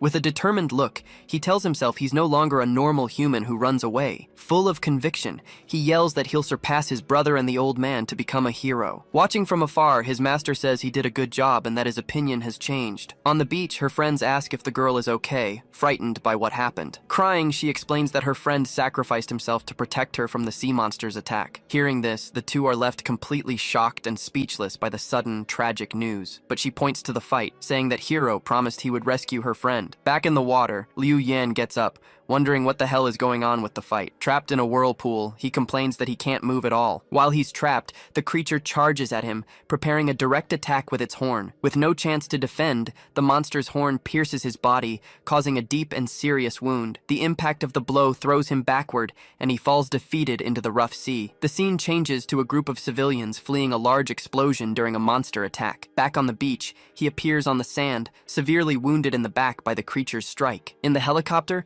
the reporter comments that he's injured and at a major disadvantage in the current fight. Hearing this, his older brother decides to go help him, asking his friend to take care of the company. Using a jetpack on his back, he flies at high speed over the city to get there quickly. Still in the fight, he complains about the pain from the wound in his stomach but remains standing. Seeing its chance, the monster gallops forward again, preparing another quick attack to end the fight. He gets annoyed by its persistence, yelling that the monster is going to attack again. At that moment, a gigantic water tornado forms, charging towards the beach with immense force. Watching from the helicopter, the reporter yells that the monster's attack has gone completely out of control. Meanwhile, he faces the rocks, bracing for the wave's impact with determination. Swallowed by the water tornado, he desperately screams for his godfather, begging to be saved. He is then tossed uncontrollably within the current, screaming in pain from the force. Almost out of air, he struggles as the water pressure threatens to rip him in half. Just then, he looks up and spots something emerging from the sky, completely stunned by the sight. Floating in the water, he begs with his last ounce of strength for his godfather to save him from death. Seeing this,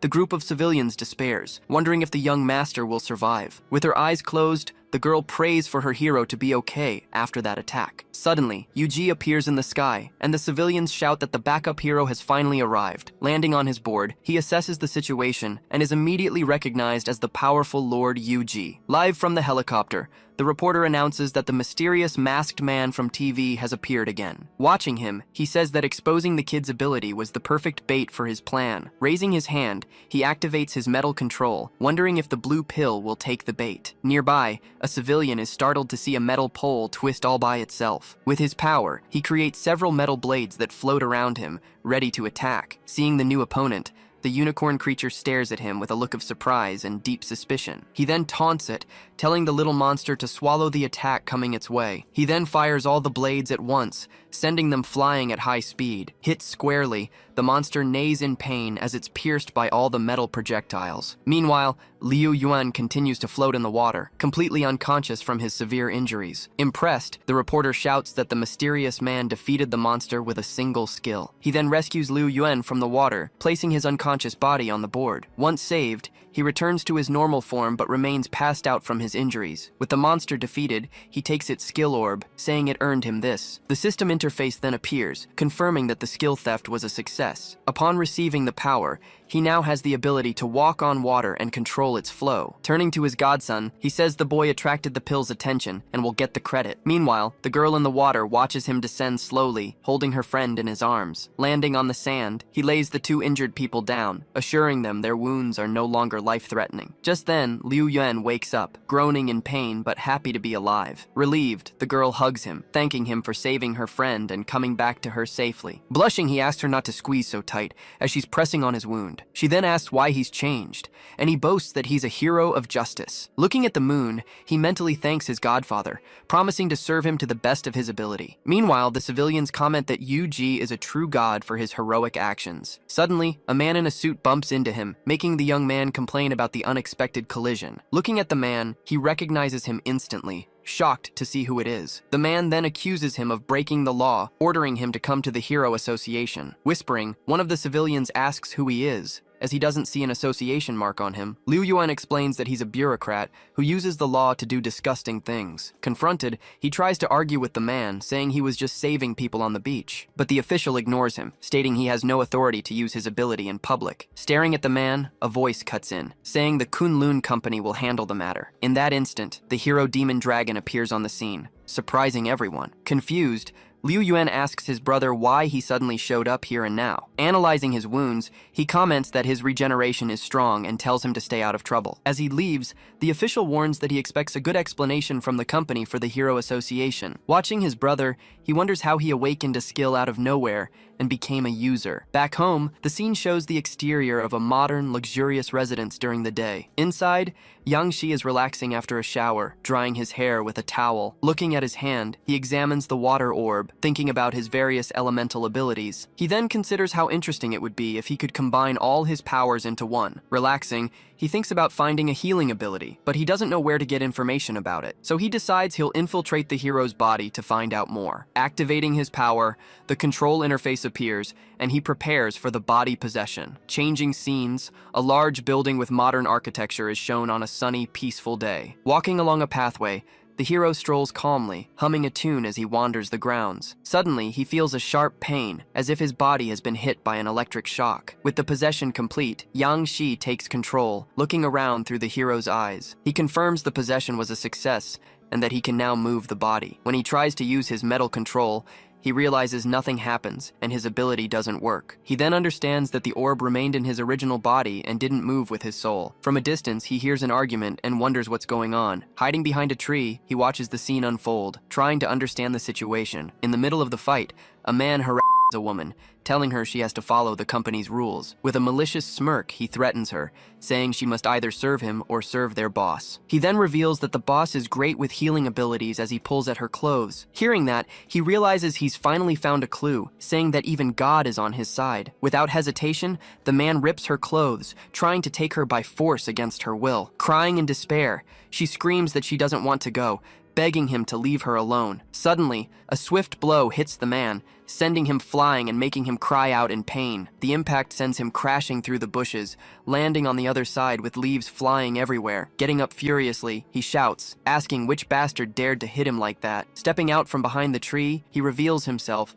and says he will punish him in the name of justice. Confronting him, the green-haired man asks why he's getting involved. Protecting the girl, he asks how the man would feel if his own daughter suffered the same. With disdain, the man says she wanted this chance, even if she was suffering on the outside. Hearing that, she screams in despair, telling him to stop talking nonsense and that she never wanted it. He then advises her to think carefully, as this kind of deal never truly ends. Thanking him for saving her, she says he's a good person, leaving him silent for a moment. Turning to the man, she calls him trash, making a face of contempt before leaving. Soon after she leaves, letting the two men stare each other down in the middle of the path without a word. Thinking to himself, the man with glasses remembers his transformation only lasts 15 minutes and requires food. Angrily, he yells that the hero will face the consequences for letting her escape. With his arms crossed, he asks with a smirk what exactly those consequences would be. Leaping to attack, the man shouts for him to get ready because he's going to leave him completely crippled. Just then, he puts a pill in his mouth, showing he was prepared for a confrontation. Then he transforms, activating his hero suit with the words, "Sour and Spicy Transformation." Completely shocked, the man with glasses can only scream, not believing what just happened. Without giving him a chance, he lunges forward and lands a direct blow to the chest,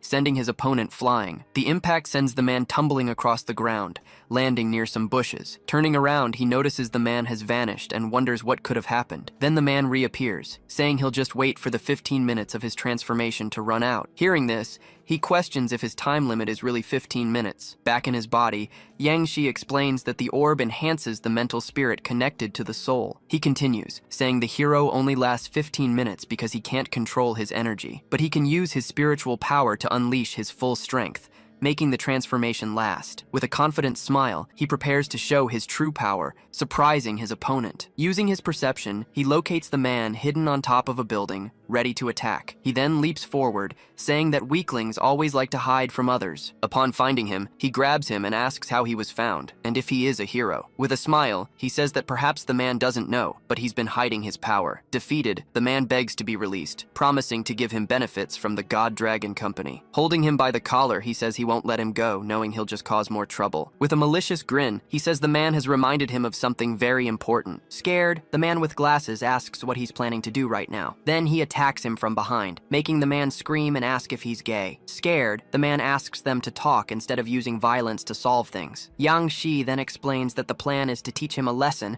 and avoid being blamed for it later. Without a second thought, he drags him into the bushes, ignoring all his screams and pleas. Desperate, the man begs not to have his clothes taken off, but he's completely ignored by the hero. After a while, he comes out taking pictures of the man, securing blackmail material against him. On the screen, the photo shows the green-haired man crying in shame and humiliation. Then he tells himself he has the information he needs, and that it's time to leave. With his eyes closed, he ends his control over the hero's body, completing his mission. Suddenly, the hero wakes up confused, wondering where he is and what happened. Still in the park, he wonders if he just fell asleep and doesn't remember anything. Reading the message, he wonders what photos those are that can't be deleted. Upon seeing the image, his eyes widen and he blushes, completely shocked by the content. Screaming in embarrassment, he wonders what the hell that is. Climbing a tree in a panic. Changing scenes, the shot shows the Lugang City branch of the Hero Association. Inside, the branch leader, Wu Ziji, appears, his imposing presence filling the room. In the room, two older men watch the meeting, their positions of power and influence clear. On the other side, co-leader Oh Yang Yan also joins the conversation, maintaining a serious and professional demeanor. The leader then says that the defense planning will require everyone's help due to its scale. Next, the co-leader explains that they will all serve as models, representing the image of monster hunters. Celebrating the news, one of the heroes present says he will risk his life for the association and defeat heroes. Listening to the conversation, the older man thinks the intention is to send an A-rank hero. He also concludes the intention is clear, as whoever has the image of a hunter makes a lot of money. Excited, the other heroes comment that the most important key to success is information. Furthermore, they know that in the world of beasts, there are items to improve skills and weapons. With a smile, one of the young men says that the strongest one has the final say. With an ambitious look, he says he can't wait to get the special skill items. Meanwhile, Yang Shi activates his clone ability, creating a copy of himself in his house. Looking at the copy, he says it's strange to see himself that way, but he gets ready. His clone then begins to wonder how he should combine his plasma and metal abilities. He then decides to dismantle the mind control to improve the plasma and get a support ability. With his hands, he fuses the abilities, creating a new B-rank ability called Shadow Swap. Soon after, he inserts the metal and water abilities into his clone's back, transferring the power. Touching his chest, he instructs him to be as cold and domineering as the real Yuji. Then, a transformation interface appears, and his clone changes, putting on a new and different mask. With his new look, he faces his creator, ready to receive his orders and fulfill his mission. With a smile, Yang Shi sends him to become the second saint to harvest the snake's ability. The scene changes. A plane lands in Shajo City on a sunny day. Stepping off the plane, Yang Shi sets foot in the city,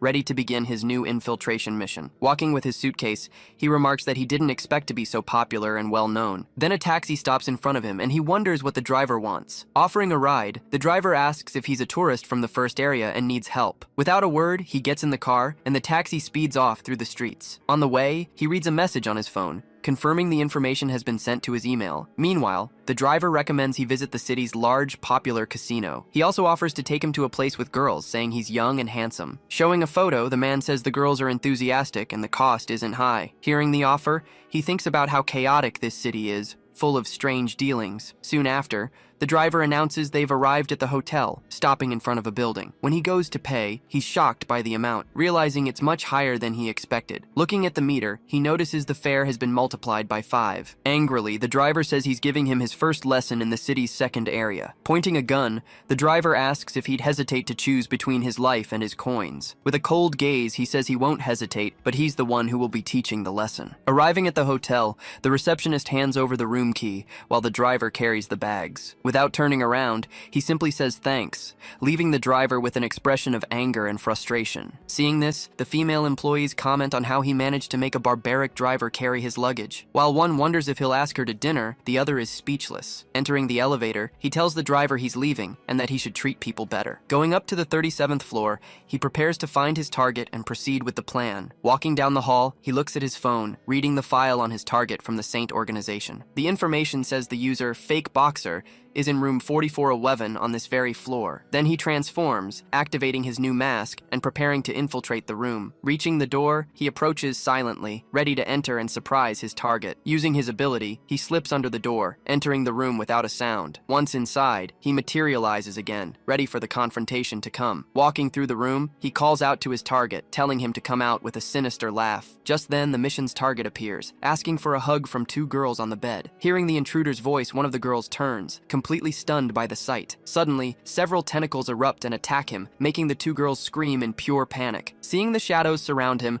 the big guy shouts desperately, demanding to know who's there. Just then, a man in a white mask emerges from the shadows, revealed as the attacker. Without a second thought, he shoves the hostage towards the danger, screaming for help. But the newcomer ignores the brute and uses his powers to restrain the 2 women. He then uses one of his shadows to extract something from the girl's forehead. Absorbing the released energy, the fighter increases his muscle mass and prepares for combat. He then charges full force at the intruder, yelling that he's going to finish him. Instantly, the man in white manipulates the shadows and easily neutralizes his opponent. Surprised by this skill, the big guy questions if he can really control that kind of power. Meanwhile, the 2 women remain unconscious on the floor, connected to the intruder's power. Maintaining his posture, he continues to face his opponent without any immediate reaction. Analyzing his opponent, the brute takes a defensive stance, studying the next move. Suddenly, several shadows lunge forward again and strike his body head-on. Pinned against the bed, he threatens to report the intruder to some organization. The intruder just watches his target squirm as he makes his final threat. Noticing the intruder's silence,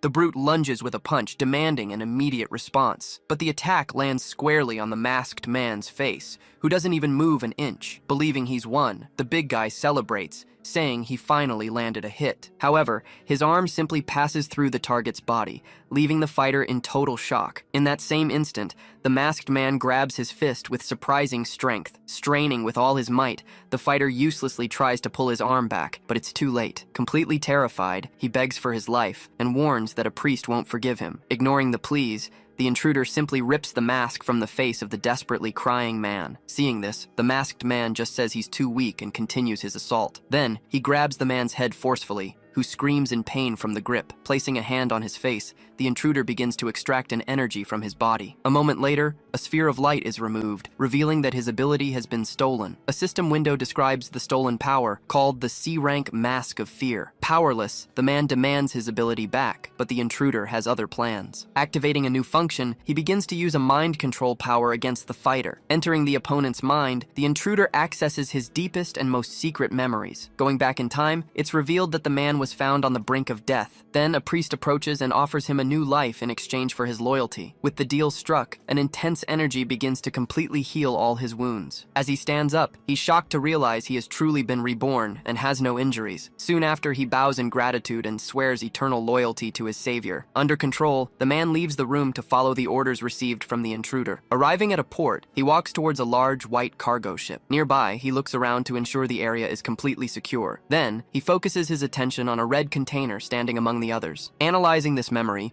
the intruder discovers the mention of a certain red-colored cargo. The memory then takes him to a room where several people are gathered for a meeting. In this place, A woman asks about a girl who went to the production area. Kneeling, he says she's a minor problem and can be eliminated with a single order. But a military officer questions how he could kill such a high-rank heroine. Soon after, an older mage states that the saint's disciples do not fear heroes. With a smile, the blonde priest simply orders them to bring the girl to him. Instantly, everyone present confirms they will obey their master and priest. Getting ready to leave, the man announces he's departing for the mission. However, the officer calls him back, referring to him as the boxer. Bowing, he receives the order about the red cargo that arrived at the port. Lighting a cigar, the officer tells him to look for information about the sealed sword the next day. He also mentions that damaged goods are normal, telling him not to waste the chance. Back at the port, he stares at the red container, wondering what the goods are. Finding a fingerprint lock, he simply places his hand on the scanner to open it. But the plasma system fails, showing only a static screen afterward. Despite this, the container door opens, revealing a staircase to a basement. Going down the stairs, he notices the place has a strong, strange smell of blood. He then continues his way into the darkness, following the scent in the air. Upon arriving downstairs, he finds a lone guard sitting at a table. Noticing his presence, the guard turns his face toward the sound of footsteps. He then greets him and asks about the conditions at the site today. In response, the guard complains that some brats are making noise because of a negotiation. Hearing this, he just sighs and orders the guard to take him for a look. Walking down a hallway, he hears the sound of crying coming from several nearby cells. Yelling at a boy, the guard threatens to whip him if he annoys the masked lord. In silence, the boy just stares at the masked man approaching the cell. Seeing the scene, he curses the saints for keeping children locked in that horrible place. Looking around, he notices they are young people kidnapped from many different places. At that moment, the memory of the officer smoking his cigar returns to his mind. Feeling the intruder's rage, the controlled body promises they will all pay dearly. Changing scenes, a man threatens to whip the prisoner to death. Chained to the wall, a black-haired young man takes several blows to his back without reacting. Furious, the blonde guard yells that the prisoner dared to bite him during the violent punishment. Arriving on the scene, the masked boxer orders the guard to stop the assault immediately. He then explains that the troublemaking young man attacked him and bit his ear. With a defiant look, the prisoner stares at the two men without showing any fear. Seeing his reaction, the masked man asks the young man the reason for his actions. But the guard interrupts, saying he obviously had bad intentions towards someone. Soon after,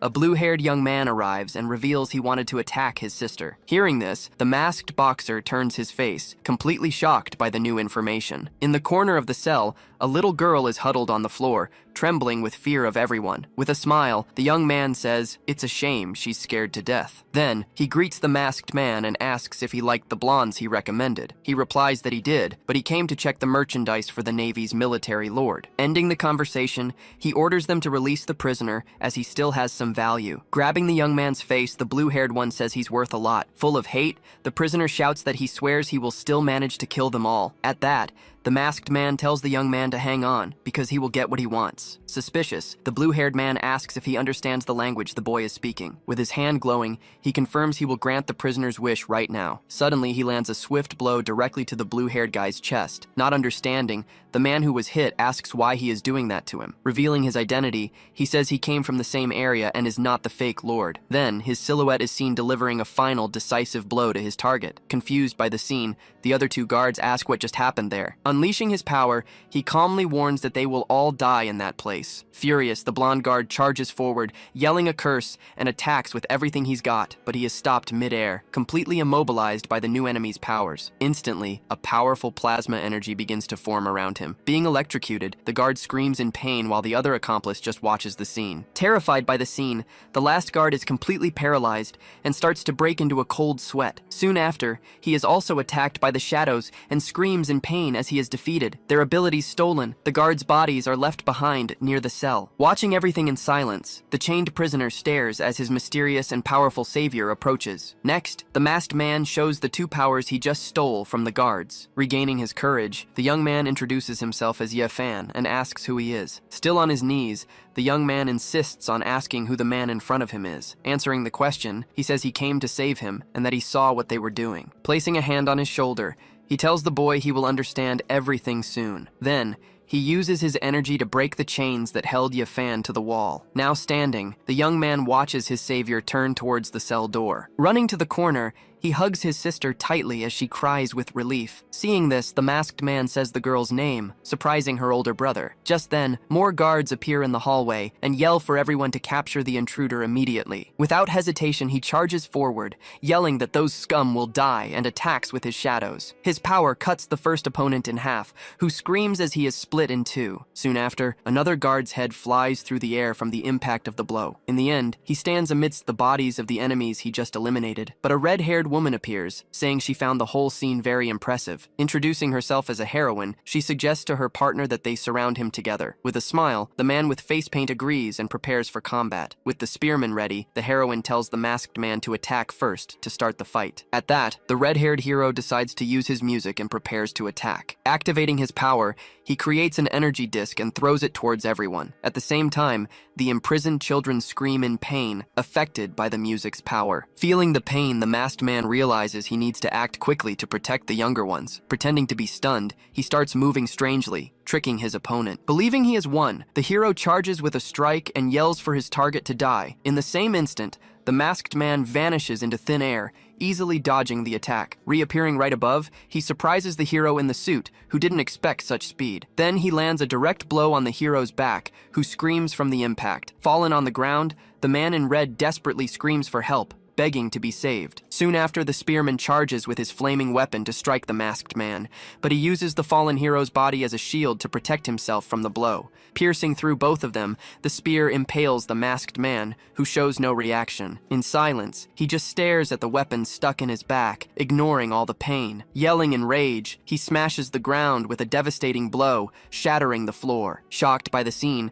the spearman asks why he betrayed the organization like that. Even injured, he just coughs and returns the question, wanting to know the reason for the betrayal. Looking at the children, he reveals he did it all for them and for justice. But the spearman laughs at the idea, warning that the military lord is already on his way. With a smile, he says he will kill everyone who approaches, with no exceptions. Facing his last opponent, the two prepare for their final confrontation. Suddenly, a dark energy begins to pour from the lancer's head as he strains. The masked man then absorbs this energy into his body, becoming visibly stronger. With all his might, the lancer attacks with a barrage of fiery blows, screaming for him to die. Blocking the attacks with his arms, he takes the full force of the damage directly. Leaping over the flames, he launches himself at his opponent with incredible speed. In that same instant, the lancer's silhouette is pierced by several strikes that hit him. After catching his breath, he says that his rival's last attack really hurt. Through the bars, one of the boys notices his wound, but he replies that it's nothing. Opening the main cell, he tells the children to leave calmly in a single file line. Seeing Ye Fan carrying his sister, he calls him by name, getting his attention. Looking at him with determination, the young man asks his savior to teach him how to be that strong. In response, he accepts the request,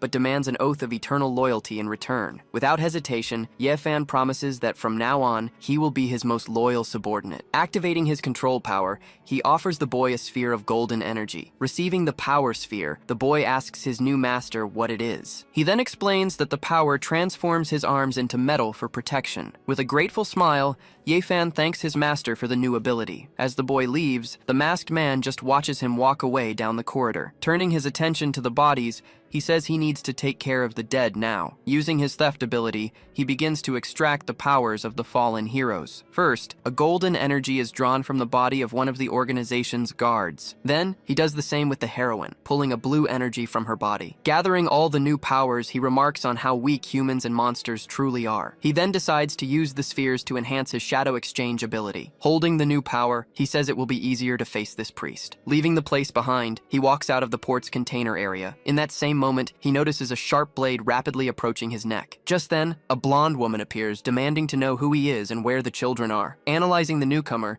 he seems to recognize her from somewhere but says nothing. Staring suspiciously at the masked man, the woman tries to understand the situation. At that moment, the children run to the woman, calling her Sister Blanche. Then, one of the boys defends the masked man, explaining that he actually saved everyone. Confirming the story, the other kids ask her not to get the wrong idea. Realizing her mistake, the woman looks embarrassed and apologizes for the misunderstanding. But he says it's all right and recognizes her as the A-rank heroine. She then turns to one of the injured boys and apologizes for being late. Suddenly, the ground begins to shake and one of the kids nearly loses his balance. Not understanding, the masked man yells, wondering what the hell is going on. Instantly, thorny vines sprout from the ground and capture 2 of the boys. In the midst of the chaos, gigantic vines with enormous thorns sprout from the ground, surrounding the entire port. Desperate, the other boys captured by the vines scream for help, calling for their mothers. Ye-Fan shouts for his master, but he tells him to calm down, saying he'll save everyone. Suddenly, the priest and his subordinates appear atop a giant flower in the sky. With a smile,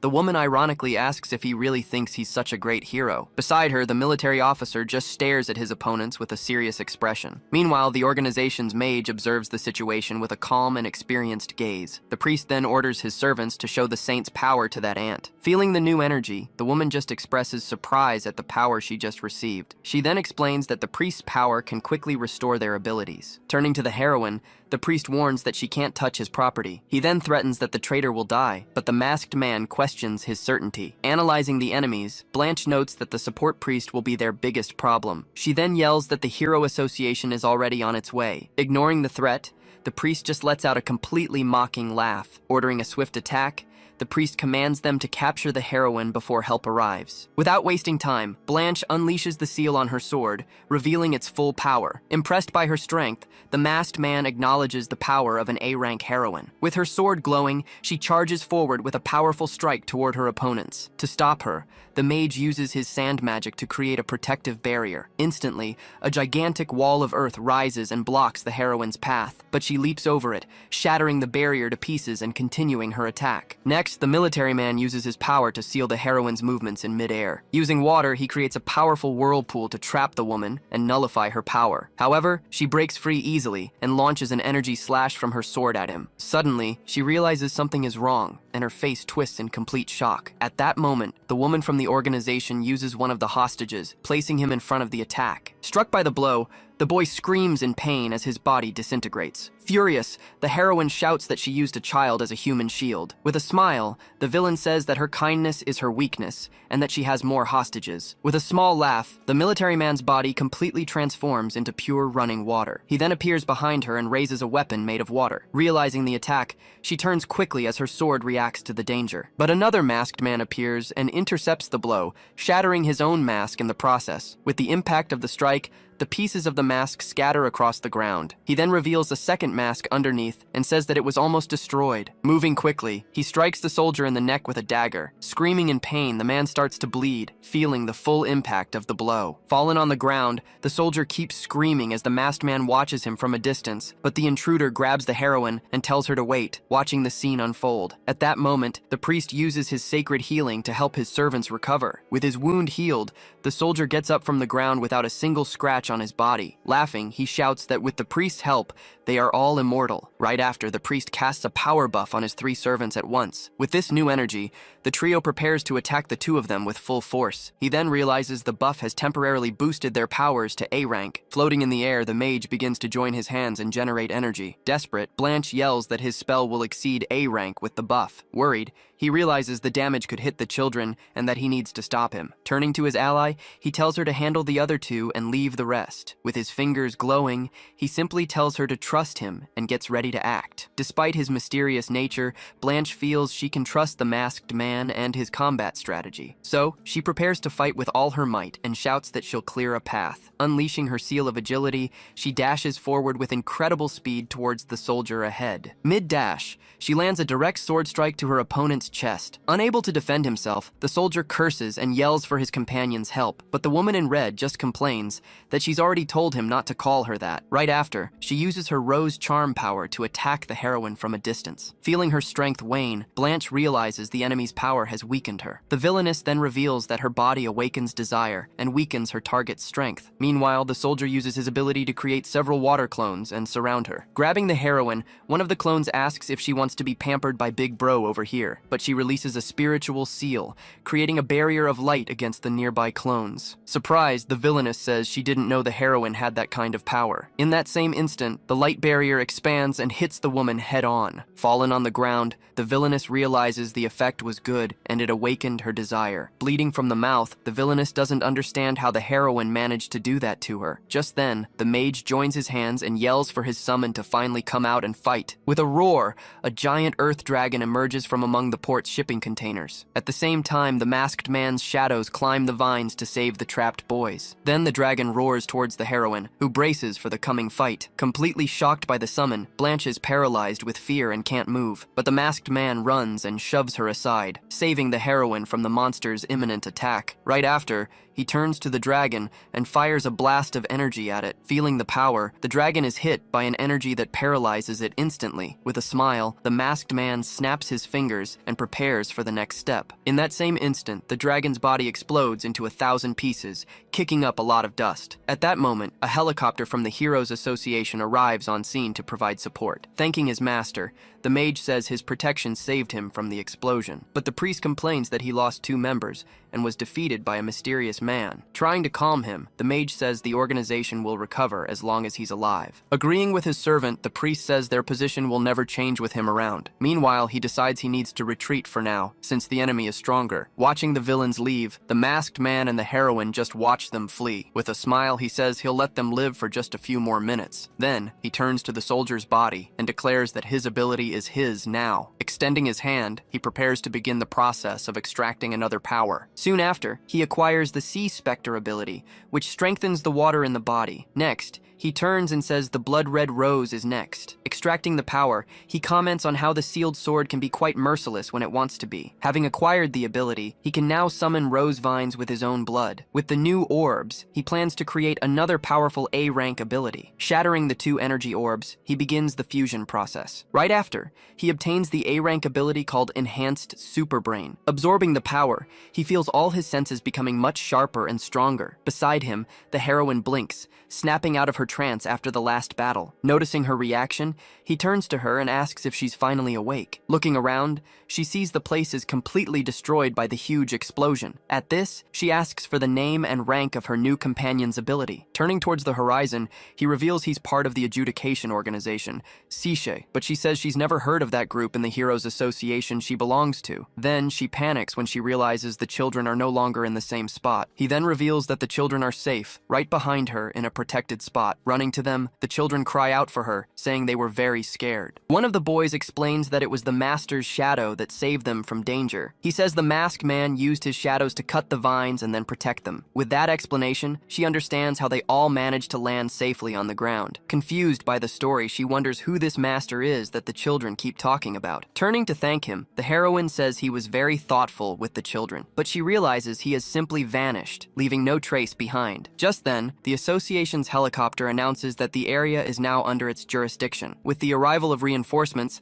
several agents descend from the helicopter to analyze the scene. Soon after, a reporter and her cameraman approach to do a live report. Anxiously, she says it's her first interview and asks what she should do now. He replies that she should go interview the sealed sword heroine first. Approaching, the reporter introduces herself and asks to interview the heroine. With a smile, Blanche introduces herself as the association's A-rank heroine. At the same time, the live broadcast begins, with several comments appearing on screen. The reporter then asks what happened, since the port is a complete mess. Explaining the situation, Blanche says she came to save children from an illegal trade. Meanwhile, the reporter comments that she's heard of this criminal organization and its activities. But the heroine says it wasn't easy to get the information to save the children. Watching the interview, people on the streets demand the association punish the evil saints. Blanche then reveals she couldn't have done it alone, and that she received some mysterious help. Surprised by this revelation, the reporter asks who this mysterious person was that helped. She then describes that he had combat skills superior to hers and a unique power. Pointing to the crater,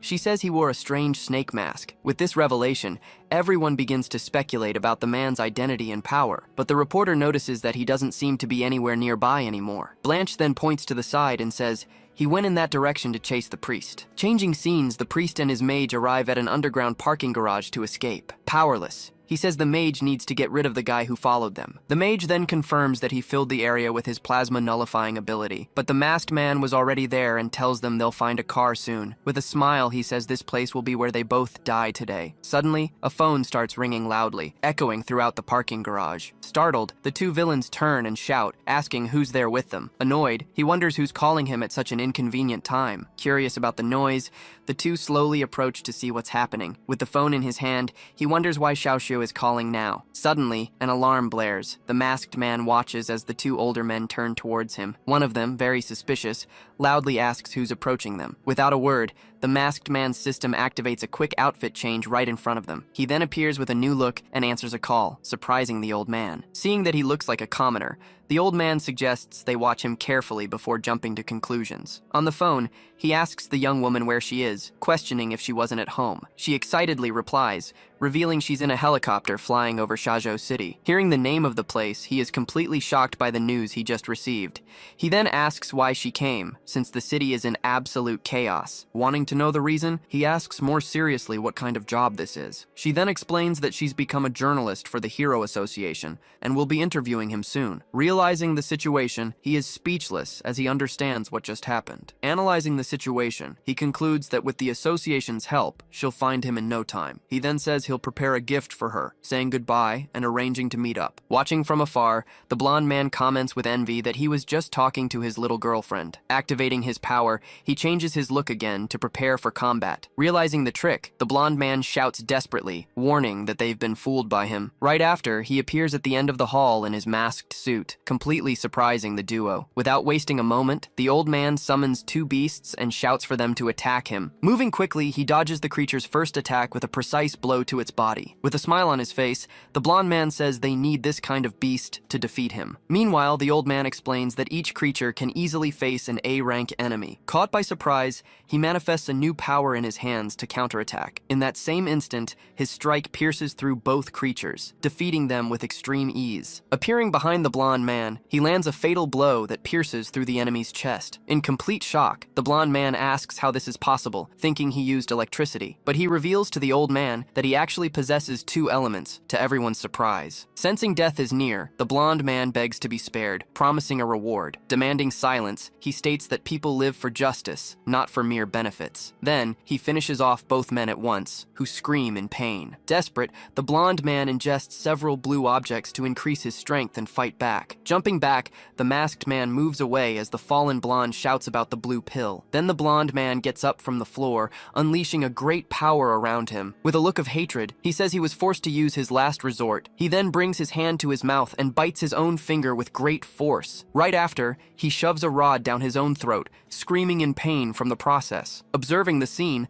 the masked man says the sensation is the same as Blanche's sword. At that, a large golden spear fully materializes in front of everyone present. Holding the weapon, he boasts about having the Spear of Judgment and prepares his attack. Raising the spear high, he concentrates a large amount of energy for the strike. Summoning his power, several energy portals appear, creating dozens of spears in the air. Pointing at the masked man, the spears are ready to be fired at any moment. With a furious shout, he orders the criminal to be sent to his final judgment. With nowhere to run, the masked man is surrounded by the projectiles raining down from the sky. Moving at high speed, he manages to dodge the first strikes coming his way. Even while running, he realizes the attacks keep following him everywhere. In a moment of carelessness, one of the strikes grazes his arm, causing an injury. Seeing the wound, the blonde man laughs and tells him to keep running and jumping. Kneeling on the ground, he realizes the destructive power of the attack is very dangerous. Looking up, he understands that the light on the ceiling instantly detects his location. Surrounded on all sides, he then asks if they are going to compare speeds now. Laughing at the question,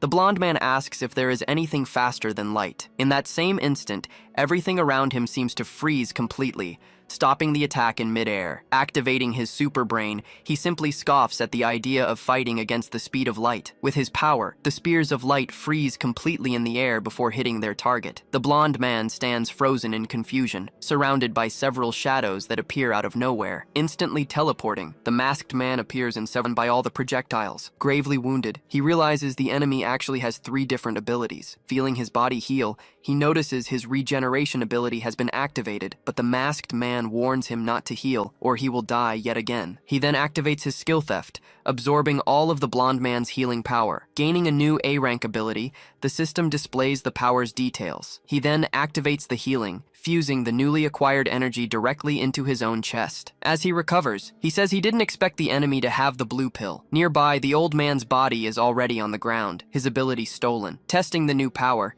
he comments that the old man's sand ability is very good. At that moment, he realizes the Hero Association is approaching the fight scene. Flying over the area, a helicopter announces that they have the entire region under control. Deciding to leave, he transforms and says he'll leave the cleanup to them. Outside, several helicopters have already landed, and many people are gathering at the entrance. On the scene, the reporter comments on the noise and the walls cracked by the fight. She is then shocked to see the blonde man's body, recognizing him as the priest of the organization. Observing the corpse, people comment on who could have killed such a powerful man. Right after, someone points to the second body, identifying the priest's subordinate lying there. Completely horrified by the scene, the reporter covers her mouth and apologizes on air. Feeling nauseous, one of her colleagues asks her to go rest for a bit. Moving away from the group, she leans against a wall and starts coughing heavily. Just then, he appears, offering a bottle of water, and she asks, surprised, what he's doing here. With a smile, he explains he was nearby and knew she had come here. Feeling embarrassed, she complains that he's never seen her at a good moment,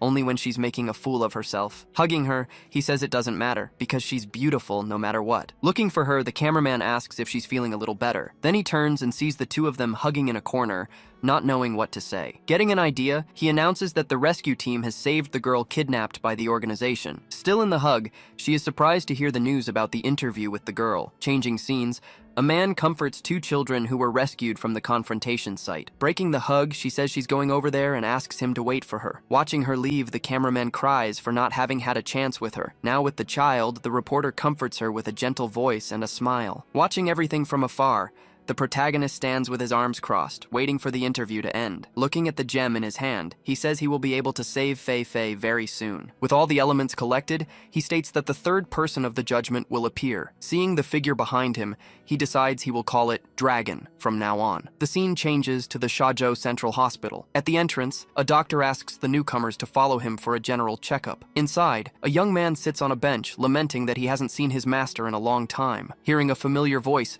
he turns to the side with a surprised expression. Right in front of him, the masked man suddenly appears and gestures for silence with his finger. Using his power, he controls a passing doctor to ensure their privacy. Sitting down with them, he hears the young man ask to take his sister's body, but the masked man reveals that she's still alive, though in a very weak state. Completely shocked, the young man asks if what he just heard is really true. He then activates his holy light healing power on the sleeping girl. Instantly, she opens her eyes, and her brother cries out her name, overcome with emotion. Healing the young man as well, he tells them to sneak out so no one discovers them. Crying with joy, the boy agrees, saying he'll do whatever his master commands. Handing him a box of money, he tells the young man to enroll in the Hero University. The young man then realizes that to do so, he'll need a much stronger ability. Handing him a forging orb, he tells him to use it to get into the university. With that, the young man absorbs the power, gaining a C-rank forging ability. Promising not to disappoint, he says his goodbyes, and the masked man tells him to live well. A short time later, the masked man finally decides to leave the hospital. Activating his transformation, he reverts to his normal appearance and leaves the premises. Immediately after, the reporter finds him and calls his name, surprising the young man. When she asks where he was, he replies that he was just helping take care of the children. She then explains that the children are safe, and the association will contact their families. As they walk, she mentions that the homeless children will be taken in by an orphanage. Smiling at the news, he says he hopes they grow up healthy and happy. At that moment, she unexpectedly gets close and suddenly kisses him. Caught off guard, he freezes, completely stunned by the kiss. In another room, he watches a blonde girl lying in bed, hooked up to machines. Looking at her, he says he hopes the sacred healing will work to save her. Without wasting time, he extends his hand and activates the sacred ability he acquired earlier. Then, a great light fills the entire room as he uses his healing power. Despite the power, the girl in the bed shows no reaction, remaining unconscious. Realizing it failed, he's completely shocked, not understanding why the healing didn't work. Approaching the bed, he leans in and calls her name, hoping for a response. Frustrated, he leans on the bed rail and questions how the healing could have failed like this. With a determined look, he begins to analyze the situation to find a new solution. Just then, he notices small blue lights floating near the unconscious girl's face. When he tries to touch them, his hand passes right through as the lights dodge his touch. Observing more closely, he realizes the lights are devouring her mental spirit as food. He then concludes that the light ability won't work, as she won't wake up. Realizing the danger, he decides he needs to find whoever gave her the blue pill. Before leaving, he decides to enhance his 3 abilities to increase his combat power. Channeling his energy, he prepares to begin the process of upgrading his powers. Soon after, the system displays the first upgraded ability, his transformation to C rank. Next, his clone ability also evolves, reaching the same power level. With intense concentration, he focuses on strengthening his last ability for the coming battle. Believing he has enough power, he prepares to attempt an evolution to the legendary S rank. Kneeling on the floor, he begins to concentrate all his energy for the great evolution. He finally succeeds, and the system displays his new S rank ability. Seeing his new power, he says he's even more excited to find that guy. On a rooftop, a mysterious figure is controlling a hero who stands looking out at the city. The man in the top hat asks the hero if he has any new information. With his arms crossed, the hero confirms he has information but questions if the man can afford it. The man replies that if the information is true, the price will be very high. Recalling the fight, he mentions the destruction of the Shoujo organization by the heroine Blanche, but the hero adds that she had help from a mysterious man named Snake. The man in the top hat says he already knew that, as it's well-known news. Then the hero reveals that both villains have 2 abilities, surprising the buyer. Doubting the information, the man in the top hat asks if dual users are even possible. Intrigued, he begins to consider the possibility he just heard. Showing a vial, the hero asks if he's ever seen this ability medicine before. Pointing at the object, the man in the top hat asks if it's really a medicine. The hero then explains that the drink can give a second ability to someone who already has one. Still doubtful, the man in the top hat says it's nonsense and asks for proof. To demonstrate, he states that his ability is strength, and he'll show what happens next. Without hesitation,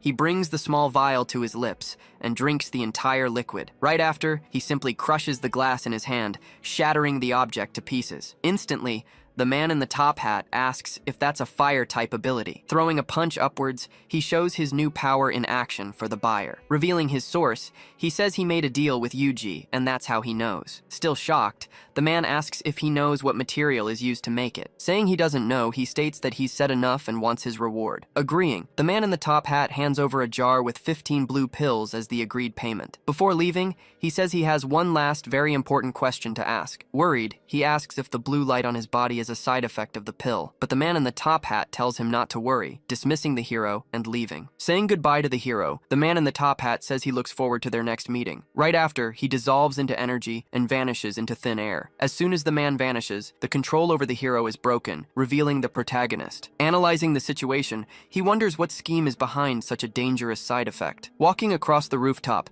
he finds a blonde man sitting on the ground, completely desolate and sad. Hearing a child's voice, the blonde man looks up, his eyes welling with tears. The man then throws away the vial of blue pills, looking as if he has given up on everything. Seeing this, the protagonist tells him to stop taking the pills for his daughter's sake. Just then, a little girl appears at the door, looking around with a confused expression. Running to him, the girl asks why her father is sleeping on the rooftop. Waking up confused, he hears his daughter say he lied about celebrating her birthday. Just then, the little girl finds the jar of pills on the ground and asks what it is. Scared, he asks her to give it back, warning her that it's not a toy. Trying to understand, he realizes he has no memory of when the trade was made. Letting it go, he calls his daughter over so they can go cut the birthday cake. Back at the office, he's using the printer while a colleague watches him from his desk. His colleague then sarcastically asks if he even remembers to come to work anymore. Soon after, someone else asks for help with a crazy guy who wants to post a missing person notice. Showing the paper, he presents a notice for a missing cousin named Li Ye-tian. Reading the notice, the man says in confusion that he's never heard of that name before, but the protagonist says it's a code and tells his colleague to get out of the way. Suddenly, an alarm blares, warning of a disaster-level A monster invasion.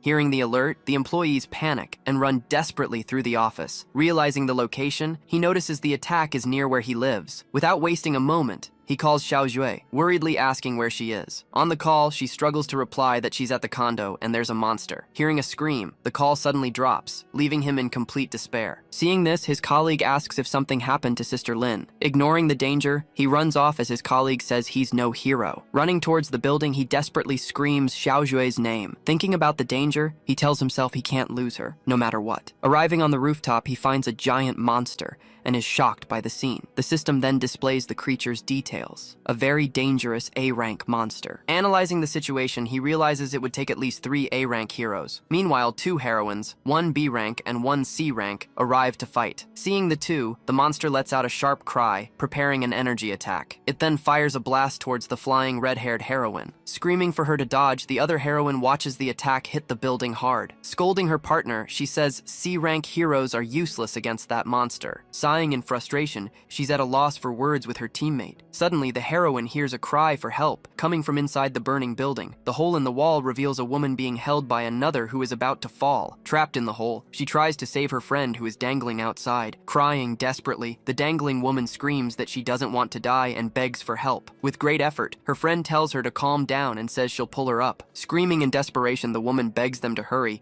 saying she absolutely doesn't want to die. Just then, a large piece of concrete breaks off the wall, flying at high speed. It smashes right into the woman's hand, forcing her to let go of her friend. Then, with nothing to hold on to, they both fall from the building together. Screaming in free fall, the girl despairs, thinking she's about to die. But suddenly, the red-haired heroine appears in the air and catches her firmly in her arms. Relieved, the girl asks if she's dead, as the heroine introduces herself and says she's safe. Flying through the sky, the heroine carries the girl to safety, away from the immediate danger. At that moment, the TV reporter notices the other woman still hasn't been rescued. Then, everyone sees the other girl falling alone at high speed from above. In that same instant, a blur flashes by so fast that no one can see what happened. Confirming the rescue, the reporter says something flew by and saved the other girl. In the distance, the other heroine screams desperately, telling everyone to dodge the attack. Right after, the monster's attack heads towards a news helicopter. Using her power, the heroine unleashes a gust of wind to try and stop the blast, but the explosion still hits the helicopter, which sways from the impact. Nearby,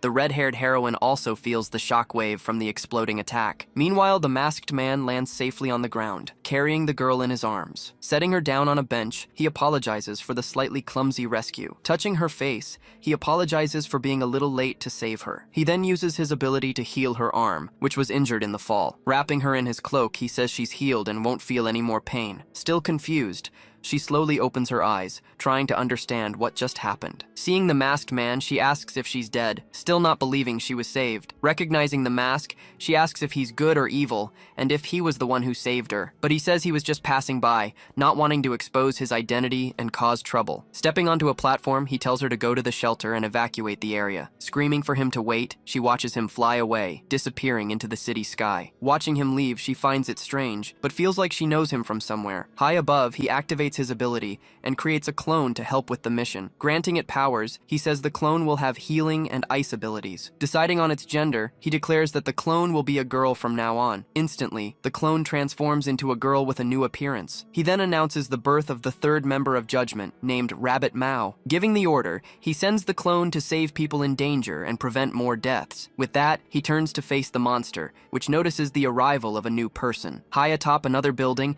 an unknown fighter appears, observing the chaos. With a look of disdain, she complains about running into trouble even on her vacation. Recognizing the fighter, the reporter says she's the city's greatest genius heroine. At this, the crowd starts talking about her return, noticing her new look. With a wave, she asks if people still remember her after all this time. Deciding to observe, he backs away, saying he'll analyze the hero's powers first. Facing the creature, she says a big rat will make a great punching bag. Without wasting time, the monster opens its mouth and fires a powerful energy blast. Worried about the attack, the other heroine yells for her senior to dodge as fast as she can, but she refuses, saying she needs to take the hit to see the result. The attack flies right past and explodes on a building behind her, missing its target. Impressed, the reporter comments that she chose to take the hit, true to her style. The dust settles, revealing the ground completely destroyed and cracked by the force of the blast. Realizing its attack failed, the monster gets confused and lets out a strange grunt. Appearing in the air, the heroine floats above it, preparing her body for a counterattack. With a serious look, she clenches her fist tightly,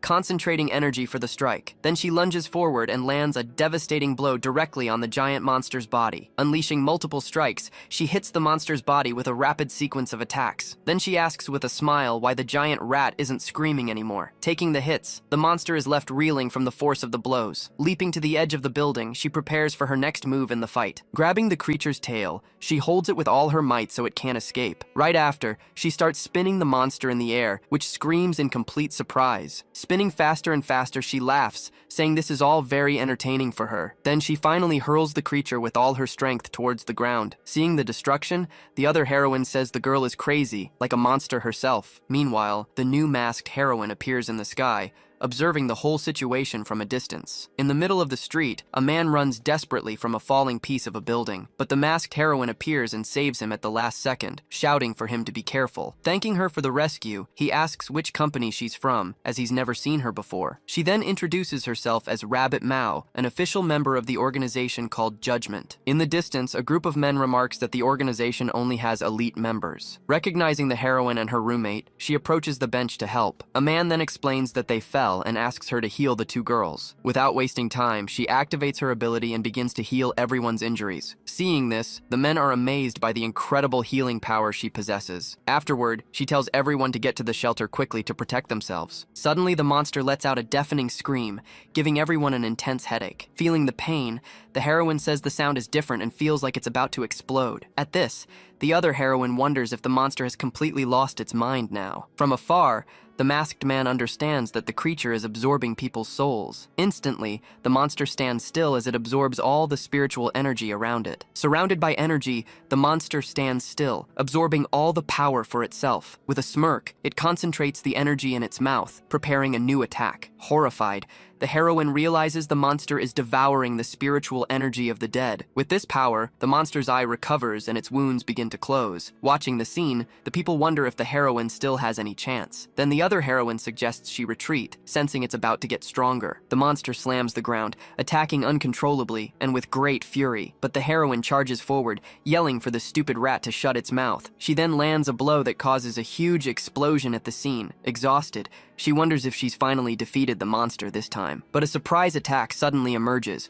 hurtling toward her at high speed. In an instant, the blow pierces through her body, severely wounding the heroine. In great pain, she curses it for such a cowardly and despicable attack from behind. Using its tail, the monster forcefully throws her away, slamming her to the ground. She crashes violently, hitting the ground hard and suffering serious injuries. Seeing this, the city panics, crying out for someone to save the heroine. Even injured, she says she can't be defeated and must eliminate the monster quickly. Rushing to help, the other heroine supports her senior, who is badly hurt. Angrily, she asks why her partner is still there and if she isn't afraid of dying. Crying, the heroine says her duty is to protect everyone and to never run away. Hearing this, the senior is left speechless, just watching her partner's determination. Impressed, the reporter praises the heroines for risking their lives to protect everyone. Just then, the monster's shadow looms over them, ready for the final blow. Seeing this, the masked man says angrily that the monster shouldn't have done that. He then throws a sharp object which flies at high speed toward the creature. The blow hits the monster's tail, and it screams in pain from the impact. High on a building, he appears with his clone, watching the injured monster below. Announcing his arrival, the reporter says the hero Yuji has appeared to save them. Celebrating his appearance, the people cheer for their idol and comment on his new partner. Confused, the two heroines wonder what the newcomers intend to do. Summoning several objects, he hurls them all at once toward the monster. Unable to dodge, the metal stakes strike the creature's body with great force. Screaming in pain,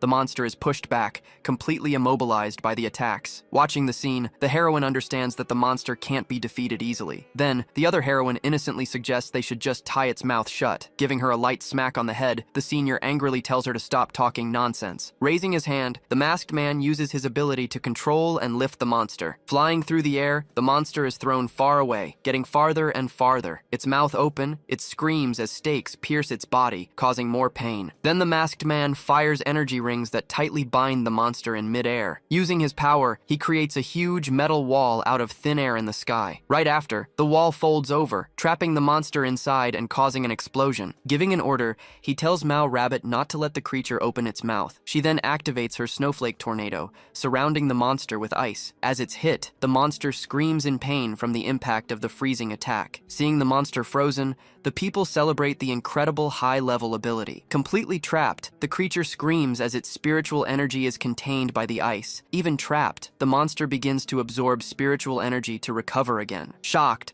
The heroine realizes it's using the power to regenerate its body again. Raising his hands, he declares he won't let the monster absorb any more energy. Flying over the city, he explains that from a distance, the monster can't absorb anything. He then activates his metal storm, preparing a final, full-power attack. The attack hits the monster head-on, which screams in pain from the ability's impact. In the distance, a man comments that the monster was sliced into tiny snowflakes. Shortly after, the system announces that the monster's ability has been successfully stolen. Analyzing the new power, he notes that it's a type of healing ability. In the sky, a helicopter approaches and asks everyone not to panic. The reporter then announces she's flying in closer to broadcast the situation live. Pointing to the sky, she's surprised to see him floating on a metal platform. Excited, she waves and asks to interview him to learn more about the mysterious hero. Witnessing the swift victory, the public is shocked by the mysterious masked hero's power. Feeling the overwhelming pressure, the fighter concludes he must be a powerful S-rank user. Just then, the masked clone descends from the sky and lands right in front of the two heroines. Not understanding the situation, the fighter suspiciously asks what she plans to do with them. Attacking by surprise, she launches 2 energy blasts, and her partner yells for her to dodge. Thinking she's about to die, the heroine shields herself with her arm, bracing for the worst, but she realizes a healing energy is enveloping her, completely surprised by the light. Then her partner says her wounds have been healed, and she questions who did it. Turning to the side, the clone introduces herself as Mao Rabbit from the Judgment Organization. In the distance, the helicopter reports that the new member also has healing powers. With this news, the crowd goes wild for the new heroine, praising her beauty. Thanking her for the help, she asks if Judgment is a new hero agency. Flying over the city, they receive the thanks of the people for saving the day. Celebrating the victory, the people cheer for the heroes, thanking them for risking their lives. Jealously, the fighter complains that the new heroes stole the whole show for themselves. Up above, he says his godson contacted him to meet about new information. As he's speaking, he receives a strange signal, not understanding what's happening. Then the clone warns that her time is running out, as her duration is limited. Soon after, she begins to disappear into thin air, slowly turning into energy particles. Recovering the orbs,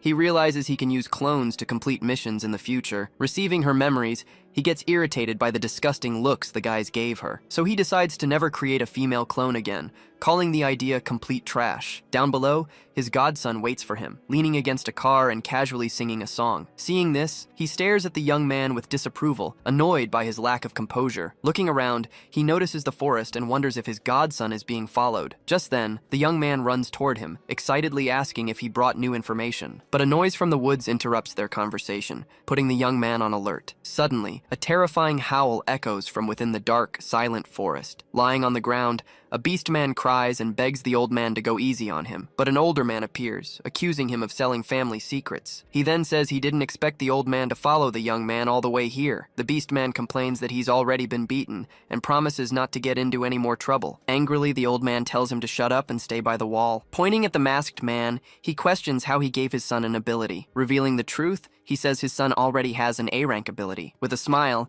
he claims that granting 2 or 3 abilities is a piece of cake for him. Intrigued, the old man asks if that includes even an A-rank hero. Thinking calmly, he concludes that people who desire power will do anything to get it. With open arms, he confirms it's possible, but the price will be very high. Interested in the proposal, the old man asks him to explain all the details of the process. Showing a blue pill, he asks if the old man has ever seen the strange object. Taking the item, he examines it and says he's never seen anything like it before. Explaining the pill, he reveals that it triples the combat power of whoever consumes it. He then says he doesn't produce the pills, but he negotiates with his son to get information. The old man orders the beast man to come down and tell him everything he knows about the blue pills. Hiding in the cave, the beast man reveals that the hero Bing Chuan used the drug. Holding the pill, he finally understands the reason behind the accidents caused by the hero. With a serious look, he realizes the masked man wants him to investigate the organization. But he says he also needs help getting into the White Cavity plan. Showing a ring, he says he needs to get inside to obtain the ability genes. He then explains that the genes are crucial for creating the ability medicine. Still doubtful, the old man asks how he can prove the medicine's effectiveness. Confidently, he says his own existence is the greatest proof there is. At that moment, the young man transforms back, afraid of affecting his future promotion. Annoyed, the old man punches him in the head, saying they are a family. After some thought, he finally agrees to work with the masked man from now on. Climbing onto his platform, he says goodbye and that he looks forward to good cooperation. Changing scenes, A plane prepares for takeoff in a new city. Inside the plane, the protagonist is on the phone, asking about a frying pan in the cabinet. On the other end, the woman complains she's looked everywhere and found nothing. He then tells her to use the card he gave her to buy whatever she wants. Embarrassed by an old man beside him, he quickly says goodbye and hangs up the phone. The old man next to him laughs at the situation, making the protagonist even more ashamed. Soon after, the plane takes off, beginning the journey to a new and unknown destination. When he turns around, he recognizes one of the passengers and is surprised by the coincidence. Sitting there, the two girls are talking, not noticing him watching them. Next to them, a man comments on the two pretty girls on the plane. Just then, a flight attendant approaches and asks if he can pass her a towel, but one of the girls accuses him of being a pervert, not knowing who he really is. In that same instant, the flight attendant drops the towel on the floor, right in front of him. Suddenly, a man points a gun at the flight attendant, who desperately cries for help. Shouting at everyone, he orders them not to move and to put their hands on their heads. At the same moment, other men stand up and hold all the passengers hostage. Looking at the weapons, he realizes they are all made from mutant beasts. One of the men shouts at him, ordering him to raise his hands and put them behind his head. Obeying the order, he thinks he needs to find a way to resolve the situation. In the cockpit, the man orders the flight attendant to open the door, which she fearfully obeys. From the outside, he hears several noises coming from the cabin, unsure of what they are. Sitting at the controls, the leader tells his partner to proceed with the hijacking plan. Tied up on the floor, the flight attendant panics when she sees the manual pilot and asks about their destination. He then reveals that they are going to the tallest building in Shazhou to die there. With a serious and determined look, he prepares to execute his suicide plan. Watching the passengers, the men keep everyone silent with their weapons drawn. Next to the protagonist, the old man sighs with a look of infatuation at the girl. With disdain, she complains about the old man thinking of pretty girls before he dies. Observing the situation, the protagonist wonders where these dangerous hijackers are from. Overhearing the conversation, the girl says they must be from Area 35. Intrigued, he asks why she thinks that, and she questions if he doesn't know the story. She then explains that Area 35 was invaded by people from the second area. Since then, they've demanded an apology from the government, but their request was denied. Now he understands the reason behind the extreme and violent attack that is happening. Suddenly, one of the men shouts, asking what they are whispering about. Grabbing the girl by the arm, he says she seems very bold and sassy. He then takes her to the plane's door and threatens to throw her out. Desperate, she screams and begs him not to throw her, crying out for help. Seeing the scene, the protagonist stands up in anger, calling the man trash. In an instant, a blow strikes the hijacker's chest, leaving him stunned. Suddenly, a man holds the girl in his arms and tells her not to be scared. Soon after, a caped hero appears and apologizes for being a little late. The other hero, named Captain Cigarette, holds the girl safely in his arms. Celebrating their arrival, the passengers shout that the A-rank heroes have finally arrived. Angered, the hijackers prepare to attack the two heroes who appeared on the plane. Without wasting time, the caped hero charges forward and hits the two men with one blow. Looking at the cape, the protagonist realizes it is a sentient soul equipment. Recognizing the heroes, the leader of the hijackers prepares to fight with great anger. With a serious look, the hero asks if they still won't surrender and drop their weapons, but the leader refuses, saying the people of the second area are treacherous. Then one of the men activates his ability, inflating his body for a massive explosion. Startled, the hero senses the danger and braces for the impact of the ability. In that same instant, an explosion rips through the cockpit, damaging the front of the plane. With its engine in flames, the plane begins to plummet from the sky at high speed. Desperate, a passenger screams for help, terrified of the ongoing fall. Shouting at the passengers, he tells everyone to put on their oxygen masks quickly. Meanwhile, he asks his partner if he can lift the plane with his cape, but the other hero replies that he can't, as he is not a powerful S-rank hero. Worried, he says he can only carry a few citizens at a time with his cape. Hearing this, the passengers desperately beg to be taken and offer a lot of money. Watching the scene, the protagonist fears they might decide to attack the heroes all at once. Amid the chaos, passengers scream desperately, each wanting to be saved first. Then the hero tells the girl to go back to her seat and buckle up. Returning to her seat, she reassures her friend, telling her everything is okay now. Kneeling on the floor, the caped hero calls the captain and says he has an idea, but the captain refuses, saying he can't leave the passengers behind.